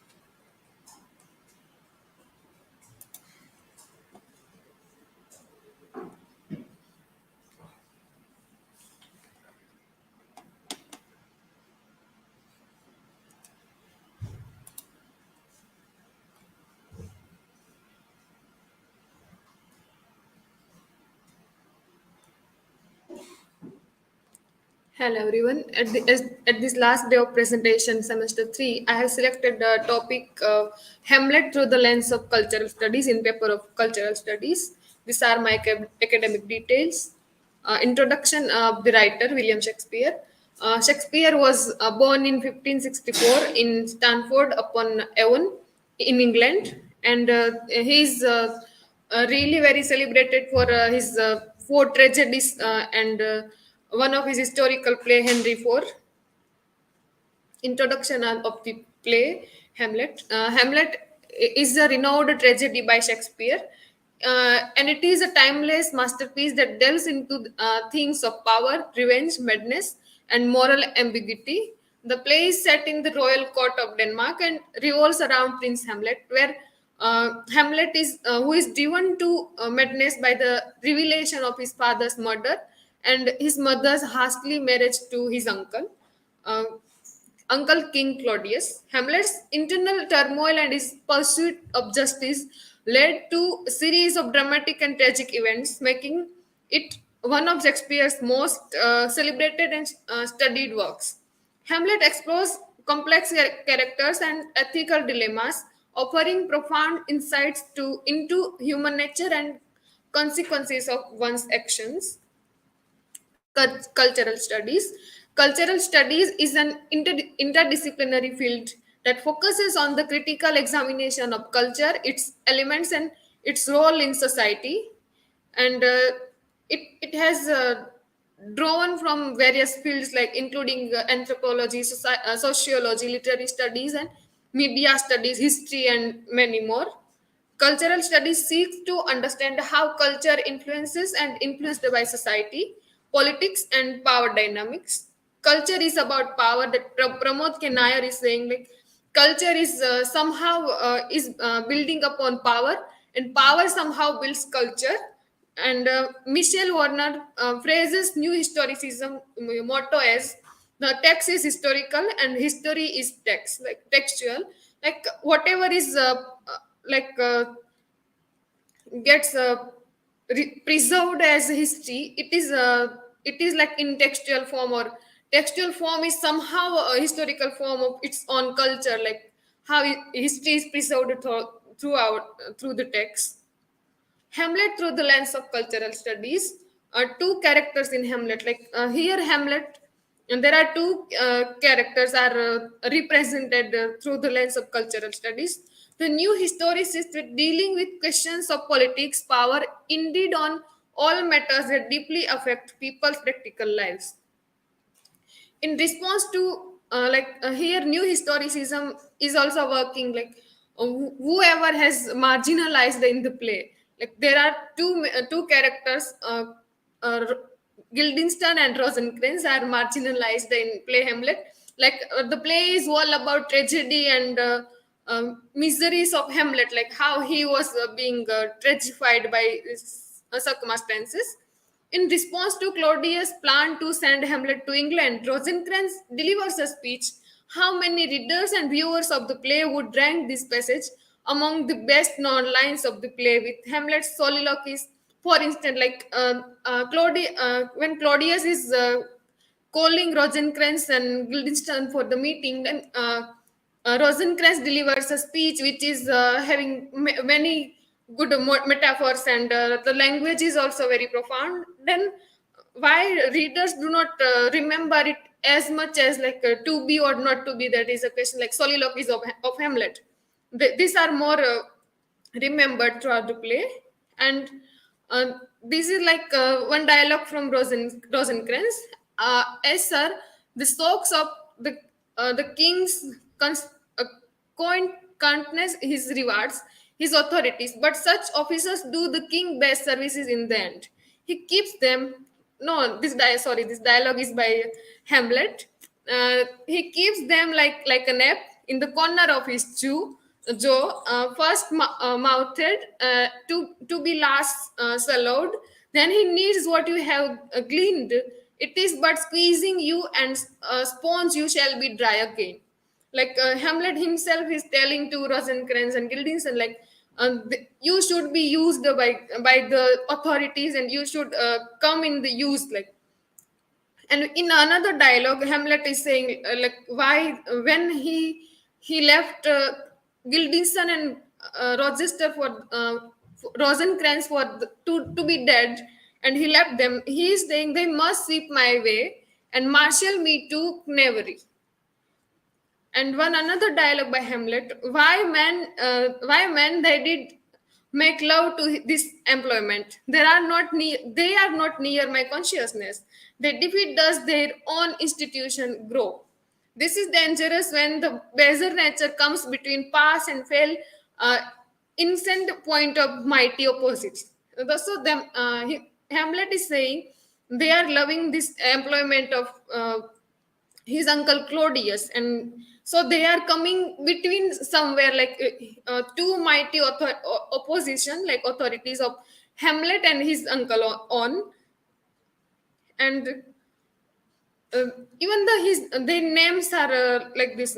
Murray J. Levick, for example, has written that Rosencrantz and Guildenstern are from Dutch German, literally garland of roses and golden star.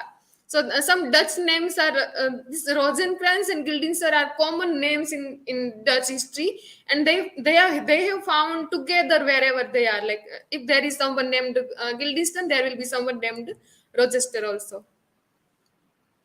Here, Claudius was aware of power. Nearly when he observed of Hamlet's apparent madness, that madness in great ones must not go unwatched.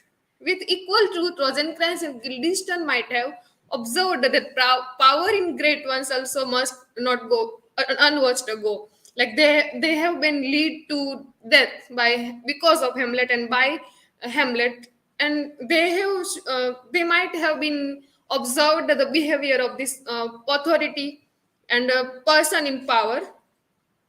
The essence of marginalization is in Rosencrantz and Guildenstern are dead. As archetypal human beings caught up on a ship, spaceship, Earth, or the 20th or 21st century that leads nowhere except to death. Like this is one play written by William Stoppard, and where he has written Rochester and Guildenstern are dead, and this is one famous line of play Hamlet, which he has put as a title, and this is in the context of it, like we are the people of 21st century are being like Guildenstern and Rochester lead to nowhere else except to death. And one thing here, we can observe this new historicism or the cultural study in the play. Like there are more dialogues of Hamlet in the play, and we can only observe this character as are marginalized. Why? Because we found more dialogues from Hamlet, and we use dialogues of or the views of Hamlet to prove that he has become in power, he has been in the power, and this another characters are marginalized. These are my references. Thank you. You can ask me questions.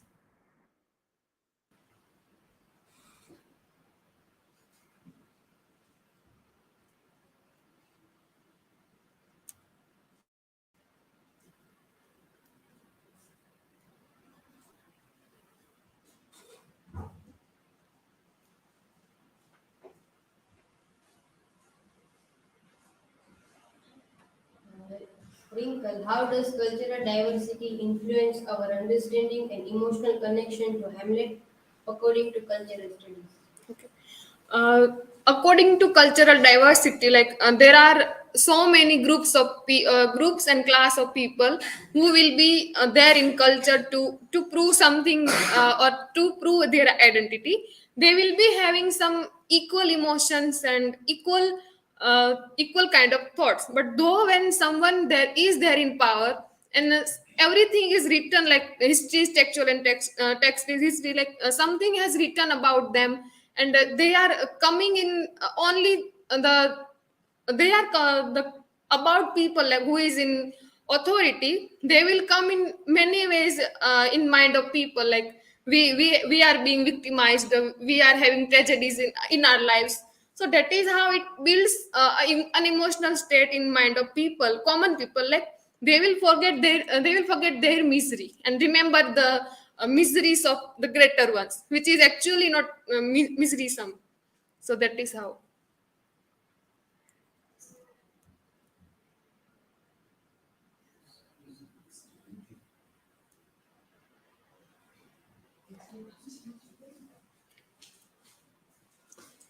Rinkal, how do different adaptations of Hamlet in various cultures reflect their own unique cultural context and values? Okay. So as I mentioned lastly in my slides, like there is one play by Stoppard, like Rochester and Guildenstern are dead, and even a play on Hamlet, like it is a sub play of it is throwing light only on two characters which are marginalized in Hamlet, Rochester and Guildenstern. Then another play is like the play is adapted by upon this book, like there are which is having absurd meanings in the lives of Rochester and Guildenstern. So yes, adaptations of Hamlet are also like if they are like post-colonial studies or post-structuralist studies or in cultural studies also, whenever time is coming it will get changed. Like still now there can come some another adaptation in existence which are throwing light in another one in some different point also. So yes, that is it. Thank you.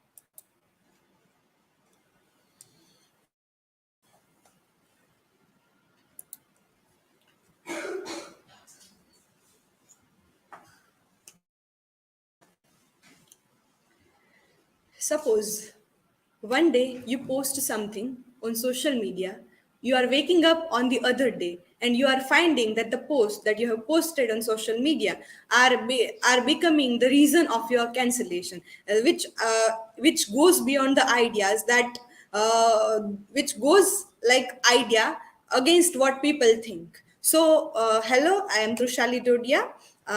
My today's presentation on the fifth day of this presentation semester 3 is cancel culture, which is a social phenomenon.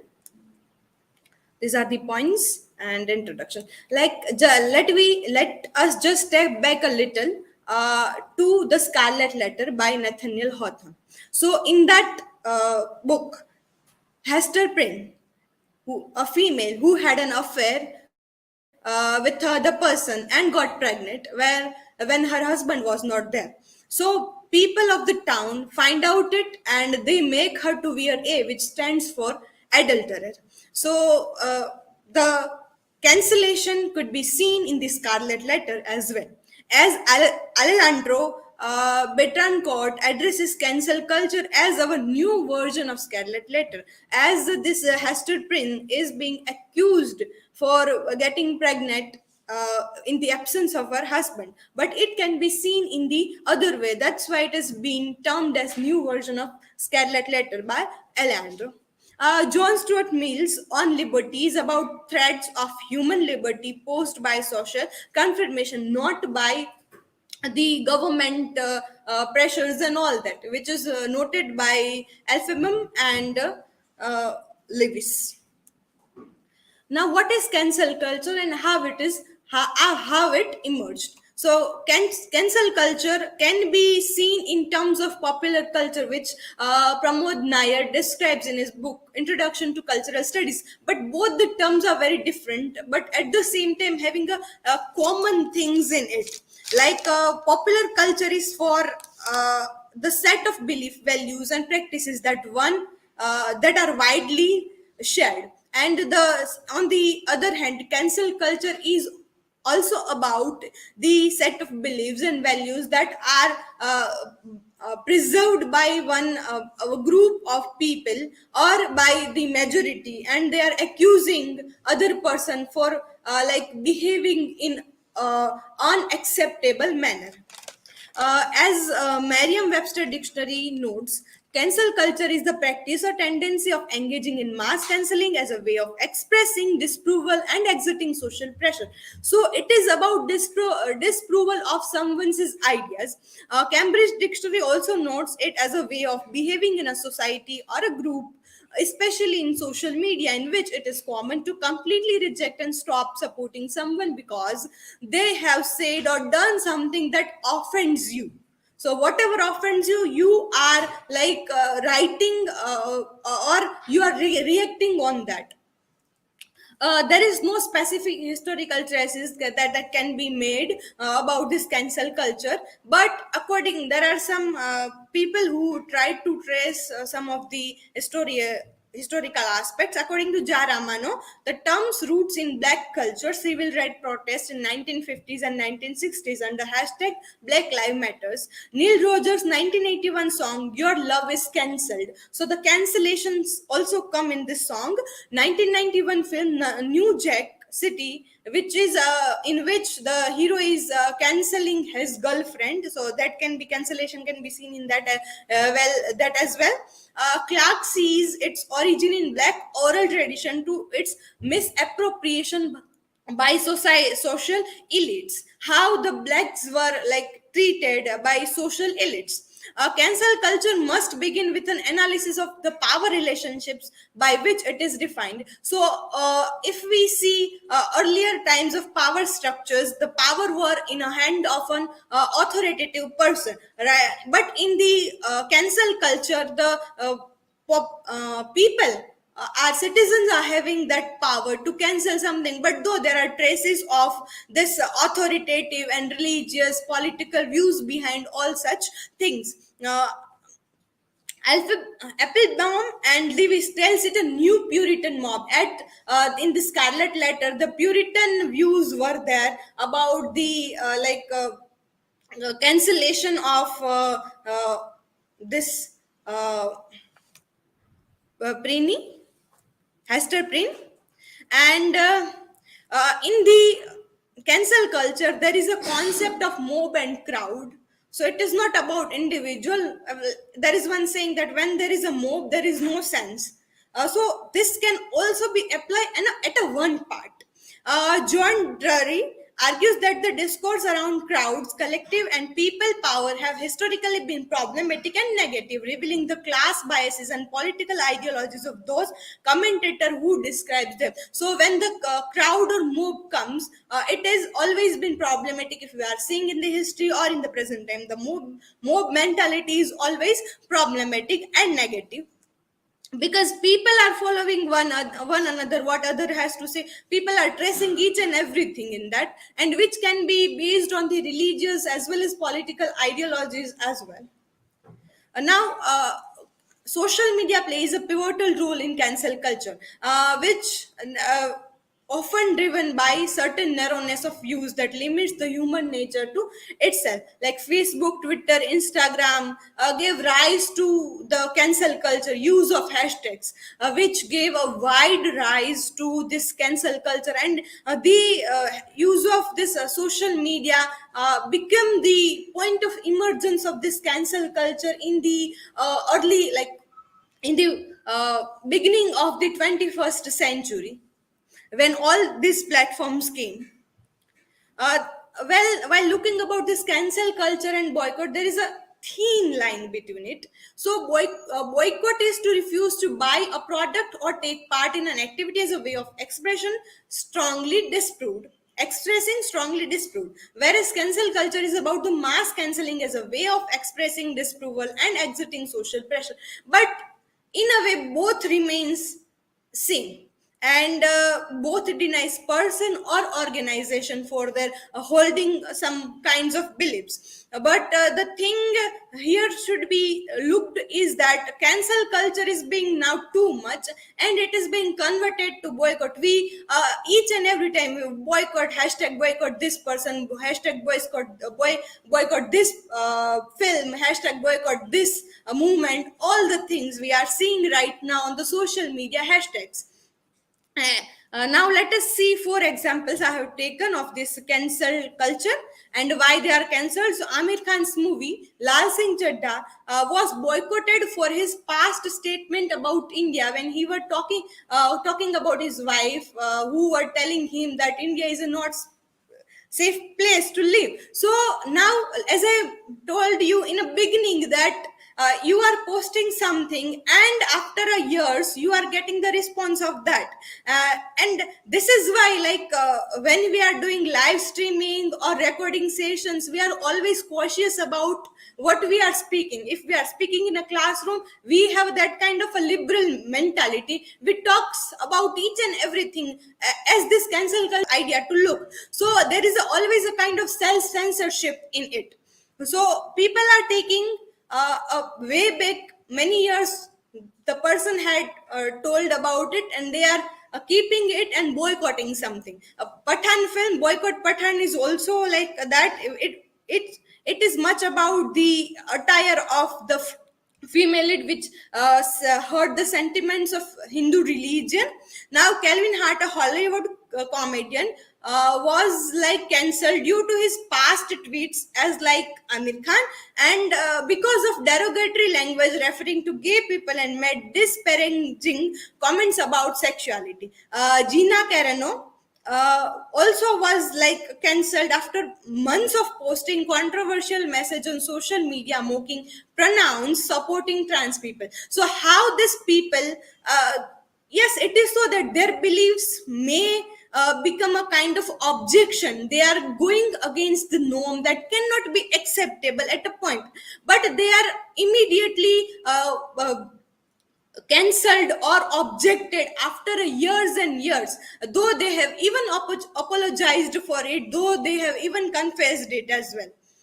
Now, while talking about cancel culture, Vijay Verma says that it can scare you. It has just gone a bit overboard now. I feel something that you said 10 years ago could have been objectional and made a few people raise their eyebrows. I feel you cannot be cancelled for something like that. He gives example of this Rajasthan house where there are a leopard and tiger skin on display. So at that time, the display of this skin of tiger and leopard is big, is what's the kind of a tradition. They were like proud of that. But if we see it, how we can see that how painful it is right now, how it is being considered under the law for killing the animals. So he says further that I don't really have an answer. I feel education and catching up on times is very important, but times and trends are changing so quickly. A comedian who must have said something 10 years ago can have those lines come back to haunt him right now.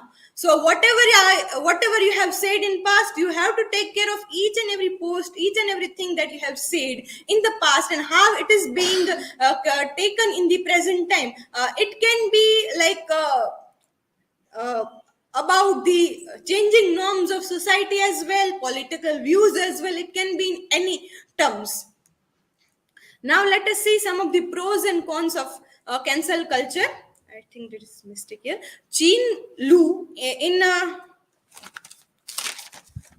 cancel culture is chaotic says that canceling is a very new and scary, and young people are ready to cancel whole thing without looking anything. They are just getting an idea and they are canceling the whole thing. So that should not be so. When you are canceling something, you should know each and everything. What are you doing? And on the cost of, like, there are few to be cancelled, but you are cancelling them who do not deserve it. So it remains the same. There is a social media mobbing, as we have seen, and self-censorship. Like as I mentioned about this live streaming, we have to constantly put a self-censorship. What I speak today, what I write today, I always have to look for my posts if it is not, if it is like any kind of controversial thing. And cancellation of shows and firing stars due to this cancel culture, many shows were also cancelled, and film stars were also fired and lose their jobs as well. And how it impacts the individual lives of like cancel culture. So it involves publicly shaming individual or brands for perceived wrongdoings, often initiated on social media platforms. It may have a sort of social purpose but affect the mental health of an individual. Like if a person is getting trolled a lot over his or her single statement, it will surely affect their mental stress. And if he or she hasn't done anything, and their perspective or thought was not that it has been perceived by the audience, by people on social media. They will they will always go through this kind of a mental illness and this trauma. It's impacting badly on individual lives, then public shaming, and people are getting cancelled for the thing that they haven't done. They have done many years ago, and they even have even apologized for that. So it also affects their lives as well. There is also a deep psychological impact on individual. Like there is a threat of income, career, and social public status. And after such censorship or cancellation of a person, the social and public status will go in ruin of that person. So mental and emotional toll leads to isolation, loneliness, and anxiety that we can see in the cinematic field as well, in cinema industry as well. There is a false allegation under Me Too movement. So this Me Too movement had a very good impact on the people who were not able to speak, who do not have their voice. But though it is a minor, but there are a false allegation made in this Me Too movement. It can be in feminism, it can be in black movement as well. So this minor, but it makes impact on individual lives. When we are talking about individual lives, this false allegation plays a vital role on one's mental state. So but at the same time, all the cancellation things have also had a great impact in a good way as well. Now let us conclude this presentation with the ethical consideration. Now we are living in the era of post-truth. So what we are saying, what we are seeing, and what we are observing cannot be true at the same time. So the fact check should be always there. And Raghav Bhatia, while talking about this cancel culture, he talks about this fairness while dealing with this cancel culture, because what you know, it cannot be so.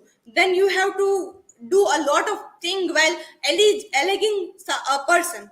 So, and people are becoming too judgmental day by day. If person is saying something, they will quickly come to the conclusion that the person is so and so and so, and that person is so and so, and they are just spreading the information throughout the media.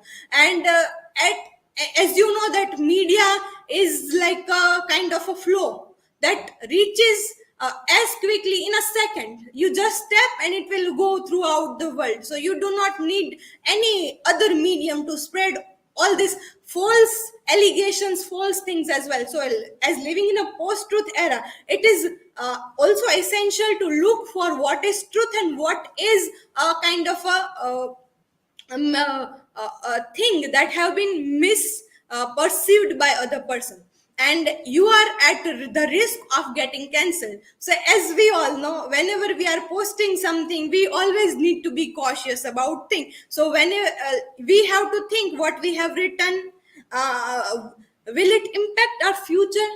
Will it be taken in the consideration while looking at our future in our time coming? So we are always at a risk of getting cancelled. It much happen in the public figure. I forgot here to mention this J.K. Rowling, who were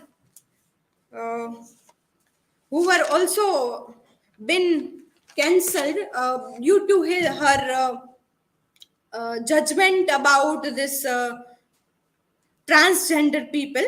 But what happens when the people like her is having such things? Though after that her books were getting sold a lot, but when it comes to people who were literally being popular, it affects their life a lot. So those who have been in power in long term, so it might not affect. There are major possibilities of them of being this sanctionized and cancelling mental stress as well. So while looking in the era of post-truth and this cancel culture, we always have to keep the balance between cancel culture, because this cancel culture is very controversial while talking, but I tried to balance both the things. So I hope you got my idea. So that is about my presentation. These are the references. Thank you.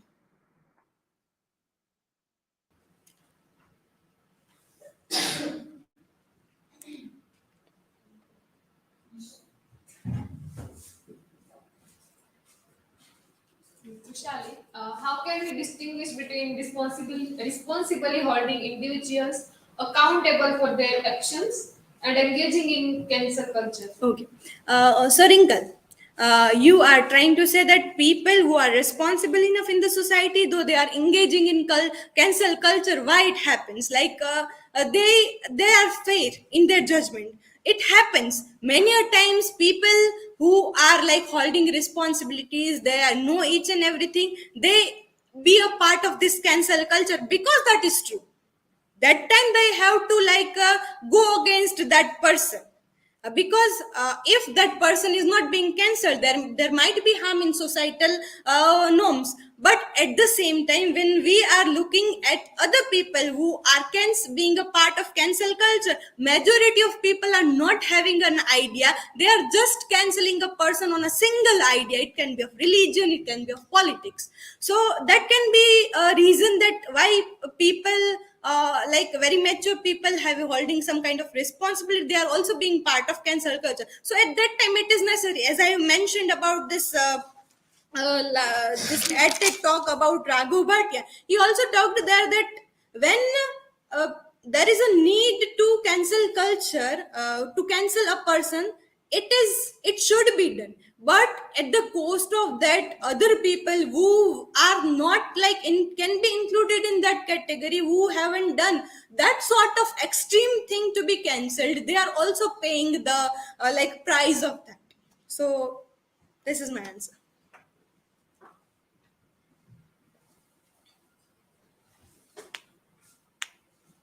Trushali, if cancel culture does not exist, what methods can be employed to discourage people from making unnecessary posts or comments? Your question like is a bit ambiguous for me to like see, but I will try to explain it with my understanding. So, like if you are making post, that means you are using social media. That stands out clearly, right? And if your first assumption, if if cancel culture doesn't, if this cancel culture doesn't exist, so there is always a kind of traces of this cancellation. As we have seen in this Scarlet Letter, there are methods to cancel a person. They are being sanctioned to death, they are being like exiled. In ancient time there is a concept of exile. People of the village or kingdom, they give exile to a person that we call desh nikala. What the has been seen, that can be seen in our ancient texts and other histories as well. So people like लोगों का काम ही है कहना. So people will always make a comment if this cancel culture always does exist in the society. You cannot deny it, but it take different forms. Cancel culture, then boycott, but the essence of remains in the culture as it is. So people do make comment to discourage people, and here the cancel culture is, I think, here the cancel culture is not only about discouraging people, but it goes against the statements which people have done, which can be seen in a wrong way. They are not doing like they are not making comment which are good to the society. They are making comments like they are disproving, people are disproving the thought that it has been expressed by a person. So this can be seen in this way. Thank you so much. You have the question.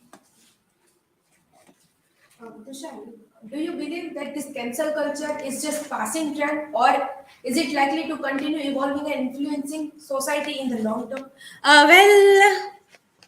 Cancel culture is a evolving term. But at the same time, like when we are tracing the history of cancel culture, the as we have seen in the Scarlet Letter, she was like tend to wear A, which stands for adulterer. People were getting exiled. But with the advent of social media, this cancel culture becoming a part of our social media, this whole hashtags. But as the time has passed, the cancel culture is being converted into boycott. People are completely boycotting a person or an organization. It can be both good or bad. Yeah, it can be possible that this cancel culture will go with this boycott trend, and it can we see that it can transformed in other form as well, but the very essence will remain the same. People will accuse other people, and for other, like for good or bad, so it will happen with the evolving of time. I hope you got the answer. Thank you so much.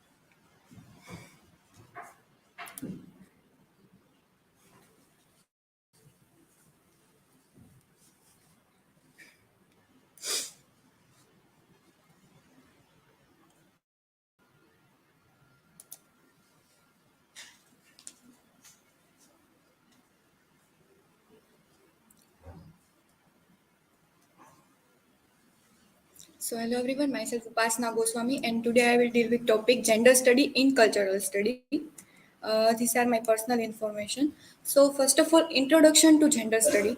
Gender study explore how societies contract and interpret notion of masculinity, femininity, and gender diversity. Gender study in interdisciplinary field that explore the social, culture, and political aspects of gender. It example how gender role and identities are considered and maintain a challenge in a society. Gender study encompasses as a wide range of topic, including feminism, LGBTQ issues, masculinity, and the intersection of gender with race, class, and sexuality. History of a gender study. Gender study emerged in the late 20th century as a response to a women's liberation movement and increase the awareness of gender-related issues. It has its roots to feminist theory, which change a traditional nation of gender roles and to examine women's experience in society. Study has become a global field addressing a diverse culture and society context. And gender study continues to be relevant, addressing a contemporary issue related to gender equality, transgender rights, and more. In a gender study, most of the focus on gender-based inequality in a workplace, education, etc. Gender study in cultural study. Gender study within the cultural study explore how gender roles and identity are constructed, represent, and perform within a different culture context. It examines how culture shape and it's shaped by nation of gender, and how this idea influence power dynamic, societal norms, and individual experience. Explore how culture intersects with other factors like race, class, and sexuality, leading to a more comprehensive understanding of gender dynamic in society. difference between sex and gender, basically two gender, two gender in a biological, male and a female. These are a chart in a sex and gender difference. Gender equality. Gender equality advocates for the equal rights and opportunity for people of all gender identities, include women, men, transgender, non-binary, and gender diversity included. In a Gender equality is not only for a woman equality, but also in a gender, men, women, and transgender, so who gave a equal rights and equal position in a society. Many countries have established law and politics policies to promote gender equality, addressing issue like equity, reproduction rights, and protection against gender-based violence. In many country, many country, give a policy in a production right production right to a woman, gender based violence, woman or man. Gender equality is closely tied to economic improvement, as it seeks to ensure that women and marginalized gender groups have equal access to education, employment, and interpretation opportunities. Gender-based violence. Gender-based violence occupies a physical, sexual, emotional, or economic harm inflicted on an individual due to their gender of perceived gender roles. Gender-based violence can lead to a physical and psychological trauma, gender inequalities, and hinder the social and economic development. Gender-based violence remaining a significant global issue that require continued efforts from individual, community, and government to eradicate it. The media can perpetuate harmful stereotypes, but it can also raise awareness. Technology can be a tool for improvement or a means for abuse. These are some chart of physical violence.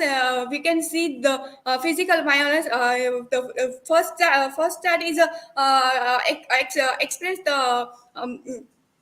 how many percent physical violence in male and for women. But in this chart express the express the percentage in woman violence. In second chart, we can see that physical abuse and sexual assault and very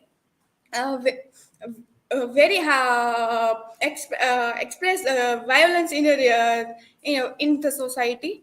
Gender identity. Gender identity refers to a person's deeply held sense of their own gender, which may be a male, female combination of both, neither, or different gender altogether. It's how individual perceives and experience their own gender, which may or may not align with their assigned sex and birth.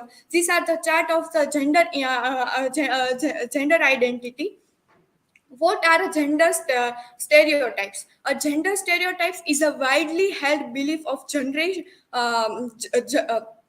generalization about the behavior and characteristic attribute to women and men. Female are often portrayed as a being emotional, caring, and in need to protection. Male are often characterized as a being a rational, career driven, and strong. This assumption can be a negative. Example: women are irrational, men are insensitive or insensitive. These are a chart of the types of personal stereotyping. Personality in a we can see the in our society we can see the so many stereotypes. Example in a girls only wear in a color way. So in a color way, so girls only wear only girls color is a pink color, and boys color is a boy blue color is a boy color, and also is a in our so many times boy was crying in our boy are crying. So the society uh, in the at that time society tell boy are not crying, you are a boy. But in this type of stereotypes in our society, just like emotionally color and so many types. Gender study in media, stereotypical portrait in advertising, hyper sexualization, video game and movie. Gender study we can in our society contemporary time we can see so many gender difference in media. These are some example. We can see a video game example. This type of game is only girls game, just like a cooking, beauty production game. And in other hand, boys game is boys game is a car racing and in a war game. And second example is stereotypical portrait in advertisement. In two example are so many ad only ad we can see the woman only woman can do this type of work, like washing to a cloth is washing to a cloth, and also and hypersexualism. In one ad in Shahrukh Khan is fairness cream. In this ad Shahrukh Khan tell that मर्द हो के लड़कियों वाली fairness cream क्यों लगाते हो, मर्द हो के लड़कियों वाली फेयरनेस क्रीम क्यों लगाते हो. In this example we can see hypersexuality in women and men. Current gender issues, gender in our contemporary time, so many gender issues in our time, just like a gender identity expression, politics, education, health, workplace and religions. And so first of all, gender identity expression in our time we can see a gender identity. Gender identity expression we can see in a gender identity. See the so many gender in are there in our society. And but in LGBTQ, transgender and etc. But in our society we cannot accept this type of gay relationship, lesbian relationship in our society. In a current politics issue, in a politics issue, so many women are there in a politics, but at that time women in a position, but they are not handle in all types of their all types of their rights. Women are only a position, but male dominant are handle this type of politics.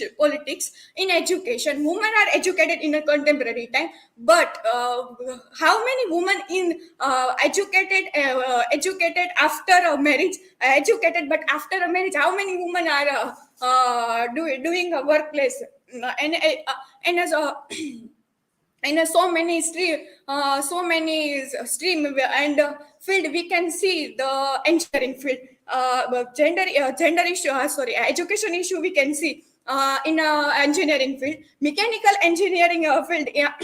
only 1% or 3% women are there, just because mechanical field is only for boys, not woman in this field, going to this field. So I think education not education not express the this type of issue, health issue. In the health issue, we can see the so many women in the so many women are in the so many women are compared to the male, women are unhealthy to the compared to the men. And a workplace, in a workplace, we can see this picture, see this picture, women do that all kind of things in a home, and other hand they do their work. So woman is not only do that office work, but also he do that housework, and their office work. Current religion issue, in a religion issue is a very sensitive issue. We can see a gender issue and religious. First of all, woman can in the woman in so many religious rule for only followed their woman, just like a woman are in menstruation period. They follow this kind of the rule. This kind of the rule. They're not going to the religious place, and this kind of the things they face. And in other end, religion.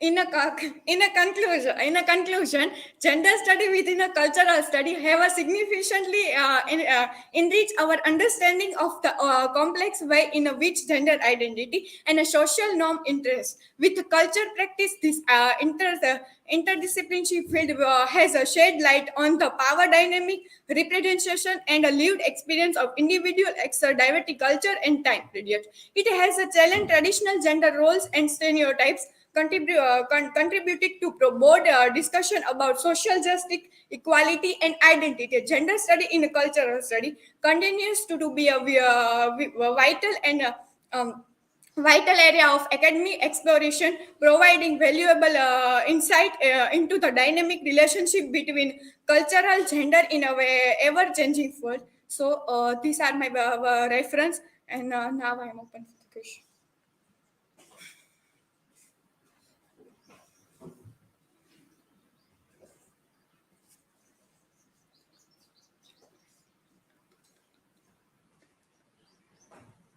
So, Upasana, my question is that how do children learn about gender, and what role do parents, schools, and society play in shaping their understanding of their gender? How do children learn about a gender, and what role do parents, schools, and society play in shaping their understanding of it? In our society, we can see a child. Parents learn their children so many things. Boys are do that, girls are do not that. In this type of learning process, children's mind is divert in this type of condition. So parents parents and school parents and school teach their children to equal, all are equal. These are this color are not this color of are not a boy color. This field is not only for girls and boys, and so many things. The partiality things we clear in children's mind. and understanding the right way to choose. Upasana, can you point out some examples of the concepts in gender studies which have practical applications in our society? There are some examples of gender studies. How can we make our gender studies in a practical? How can we use this study of gender in a practical use of our society? Like how it gets applicable to our society study.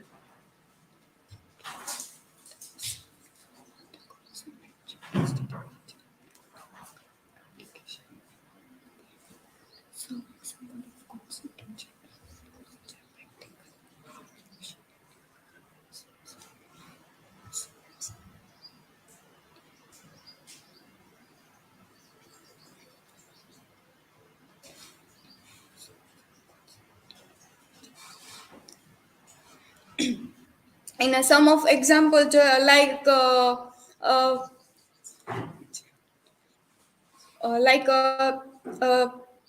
workplace,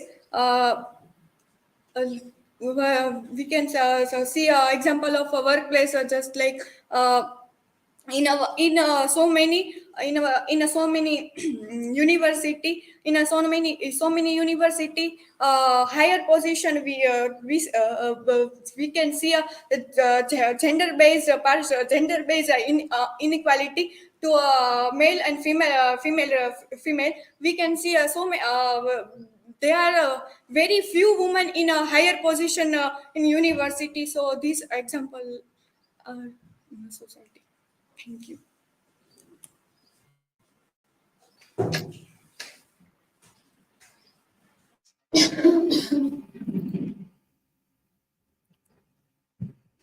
Okay, so let us come to the conclusion.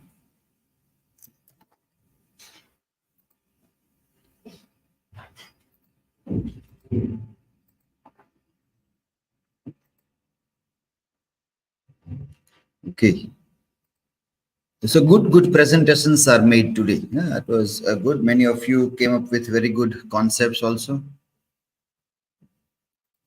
Let us quick recap. Let's do that. Okay.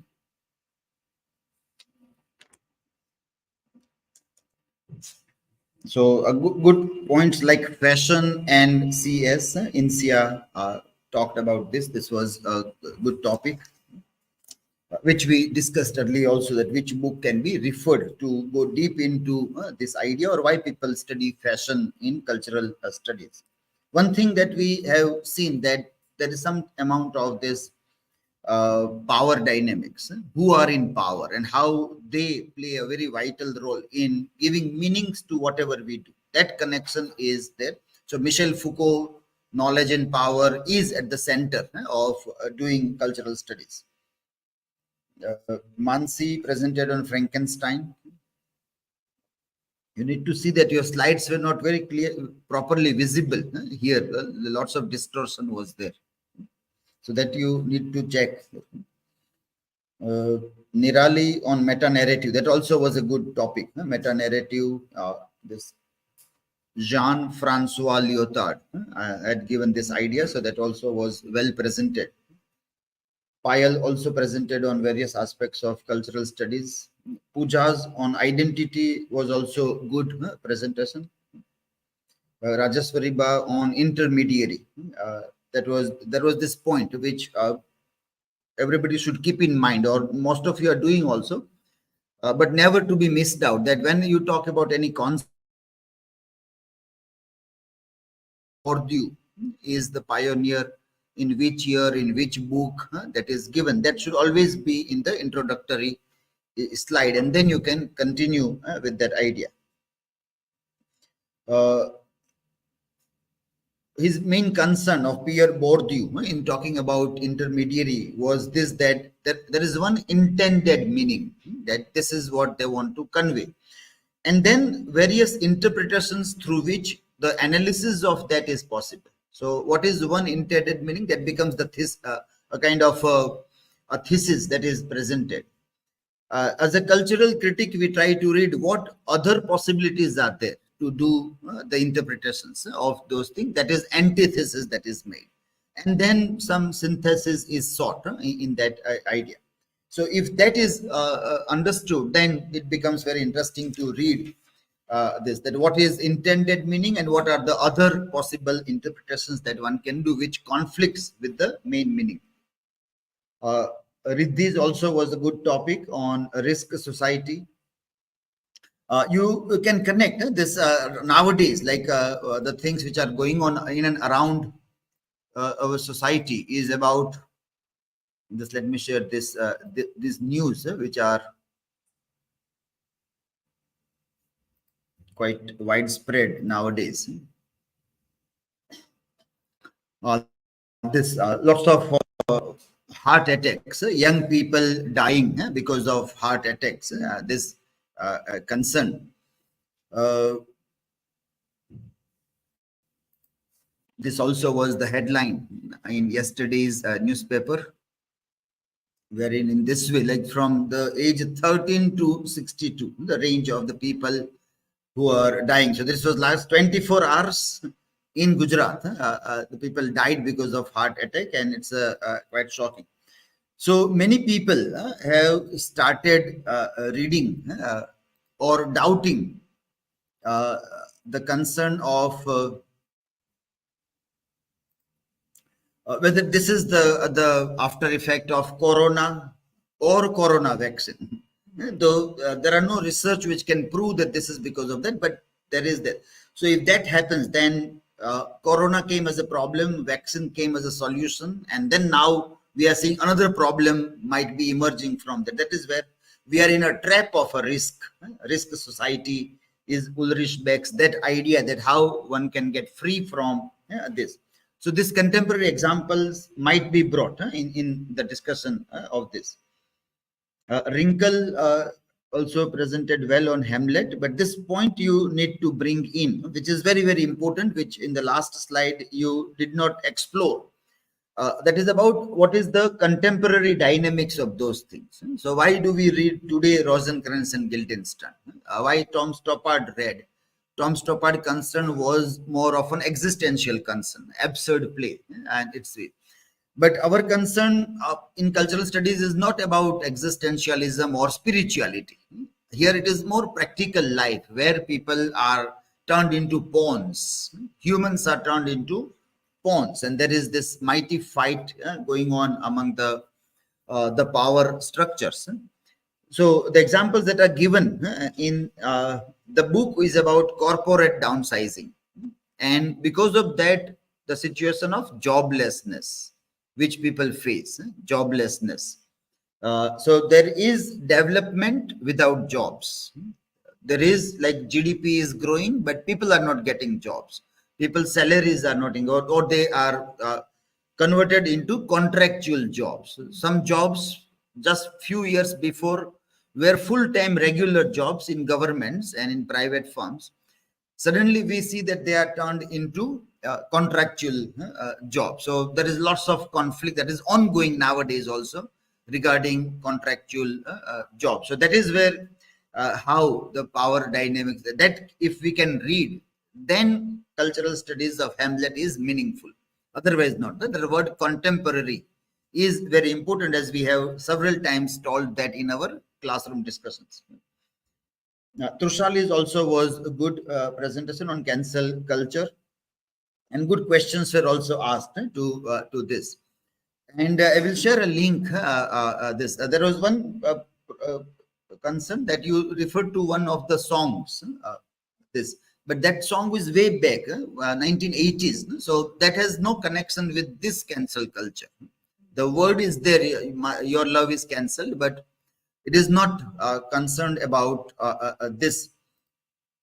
So that difference is very important. That difference, that the word cancel is a very traditional term, but can we consider that thematically? So I just tried to ask WhatsApp to see whether the lyrics of that song can tell us whether it is anywhere connected with cancel culture or not. But then it said that no, it is not. It is more about the failure of love.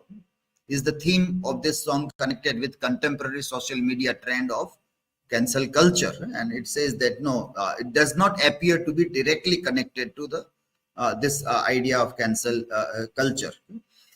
So this question, which Rinkal also asked Riddhi, Pooja, all three questions were very interesting questions. We need to think more about cancel culture as a part of contemporary cultural studies. So how can we hold people accountable in this context? If we say that don't do cancel culture, but we have to hold people accountable if they are telling something problematic to society or writing something that is problematic, then people will have to say something. So if you say, then you say, well, you are cancelled, you are doing cancel culture, then should we do that or not? That accountability also is very important point.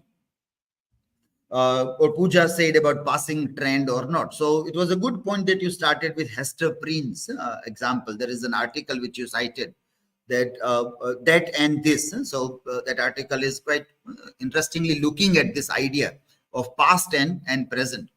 So it may not be passing trend, but it is something that is happening for centuries and will keep on happening until and unless we educate people. The basic idea is educating. So Nathaniel Hawthorne educated people in a very interesting manner.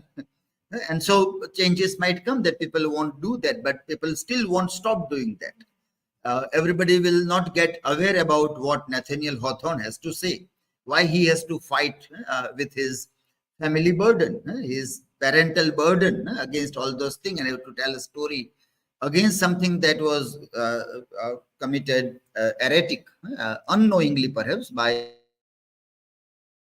to tell that story. And those who are aware about that, they become aware about the thing that somebody will have to bear the burden of the wrongs which are done by the people. It may be a family or a society as a whole or a nation also.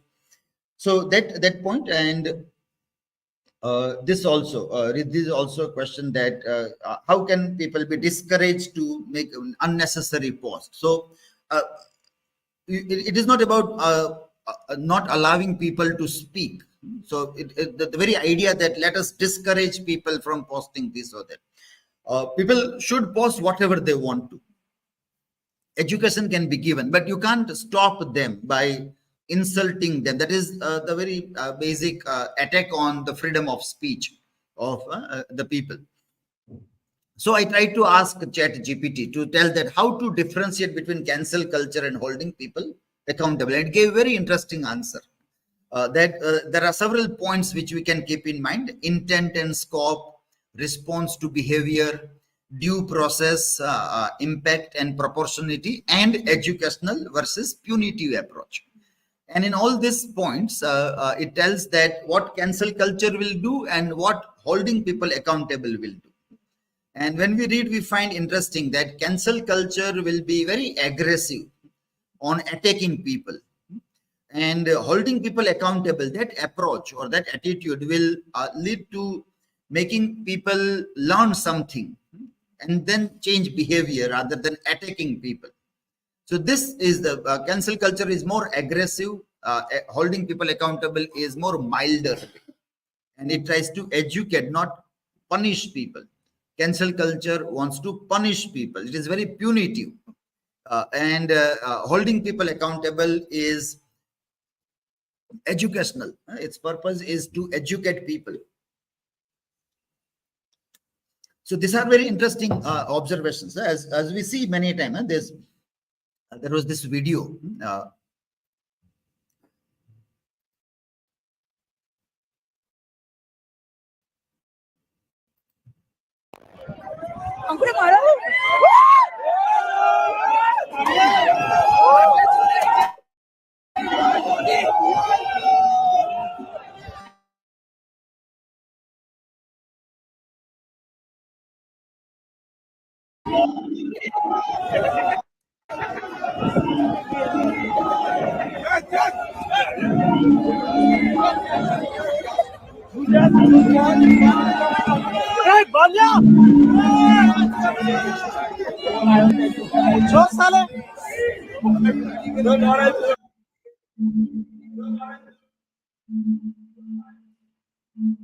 in this video, we see that Vijay Mallya is booed, chor, by the other Indians when he is going to watch a cricket or some matches in England. So now that again is very wrong. That is cancel culture. This will tell that you follow due process, legal process. You wait for the legality, and whatever actions are taken legally, that is what people will say, holding people accountable. And if I don't wait for that, I don't have a patience for legal system to work out, and I want to start giving punishment, then it is cancel culture. So doing that is cancel culture, which is very wrong, even if the person may be a wrong person. But still, people booing the person publicly when he is a citizen of that country and with family members is a part of cancel culture. One should not do that. That the same way we see about this advertisements of pan masala and this film stars coming into that. So lots of people had done this cancel culture of Akshay Kumar also for coming into the ad. Now, one has to understand that they are film stars. They do advertisements. It is their livelihood. They earn money from that. So they are free to do that. And if it is allowed legally to be sold as a pan masala, then one should not object to that until and unless that a person says that even if I will get a crore rupee of revenue from advert, I will not do that because I am very much health conscious. If he tells that and then is doing that, then one can do that, because that is where you are holding person accountable. That you said this in an interview that you will never do this ad, but you are coming on an ad. So it means you are telling a lie earlier. Then that is holding person accountable. That is where Akshay Kumar is caught saying those things on the grounds of health. As we know that he would like to champion the health consciousness. The stories about him in a popular culture is about waking up very early in the morning, going for cycling, never will go for late night parties, which film stars are known for. And many other colleagues would say that it is very difficult to work with Akshay Kumar because he would go to bed very early, wake up very early in the morning. So he has that idea about health consciousness in popular culture. And so on that ground, he said that I will never do the ad which is hazardous to health. And then if he comes, then you question is making him accountable for what he said. But we have to keep in mind that they are free to do advertisement. So the way people attack Akshay Kumar, people won't attack Ajay Devgan or Shah Rukh Khan. All three of them come in the same ad. But why Akshay Kumar is attacked? Because he is held accountable for his behavior. Whereas the others have never told that. They say that, well, this is our business. This is what we do and it is legally allowed. So we are doing the ad. And if government says it is not allowed, we will not do that. So these differences are very important in cancel culture.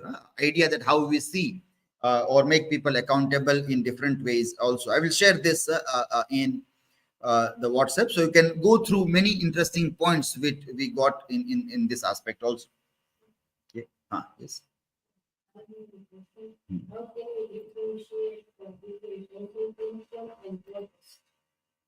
No, protest is both. It is protest. Either cancel culture is there or the another one.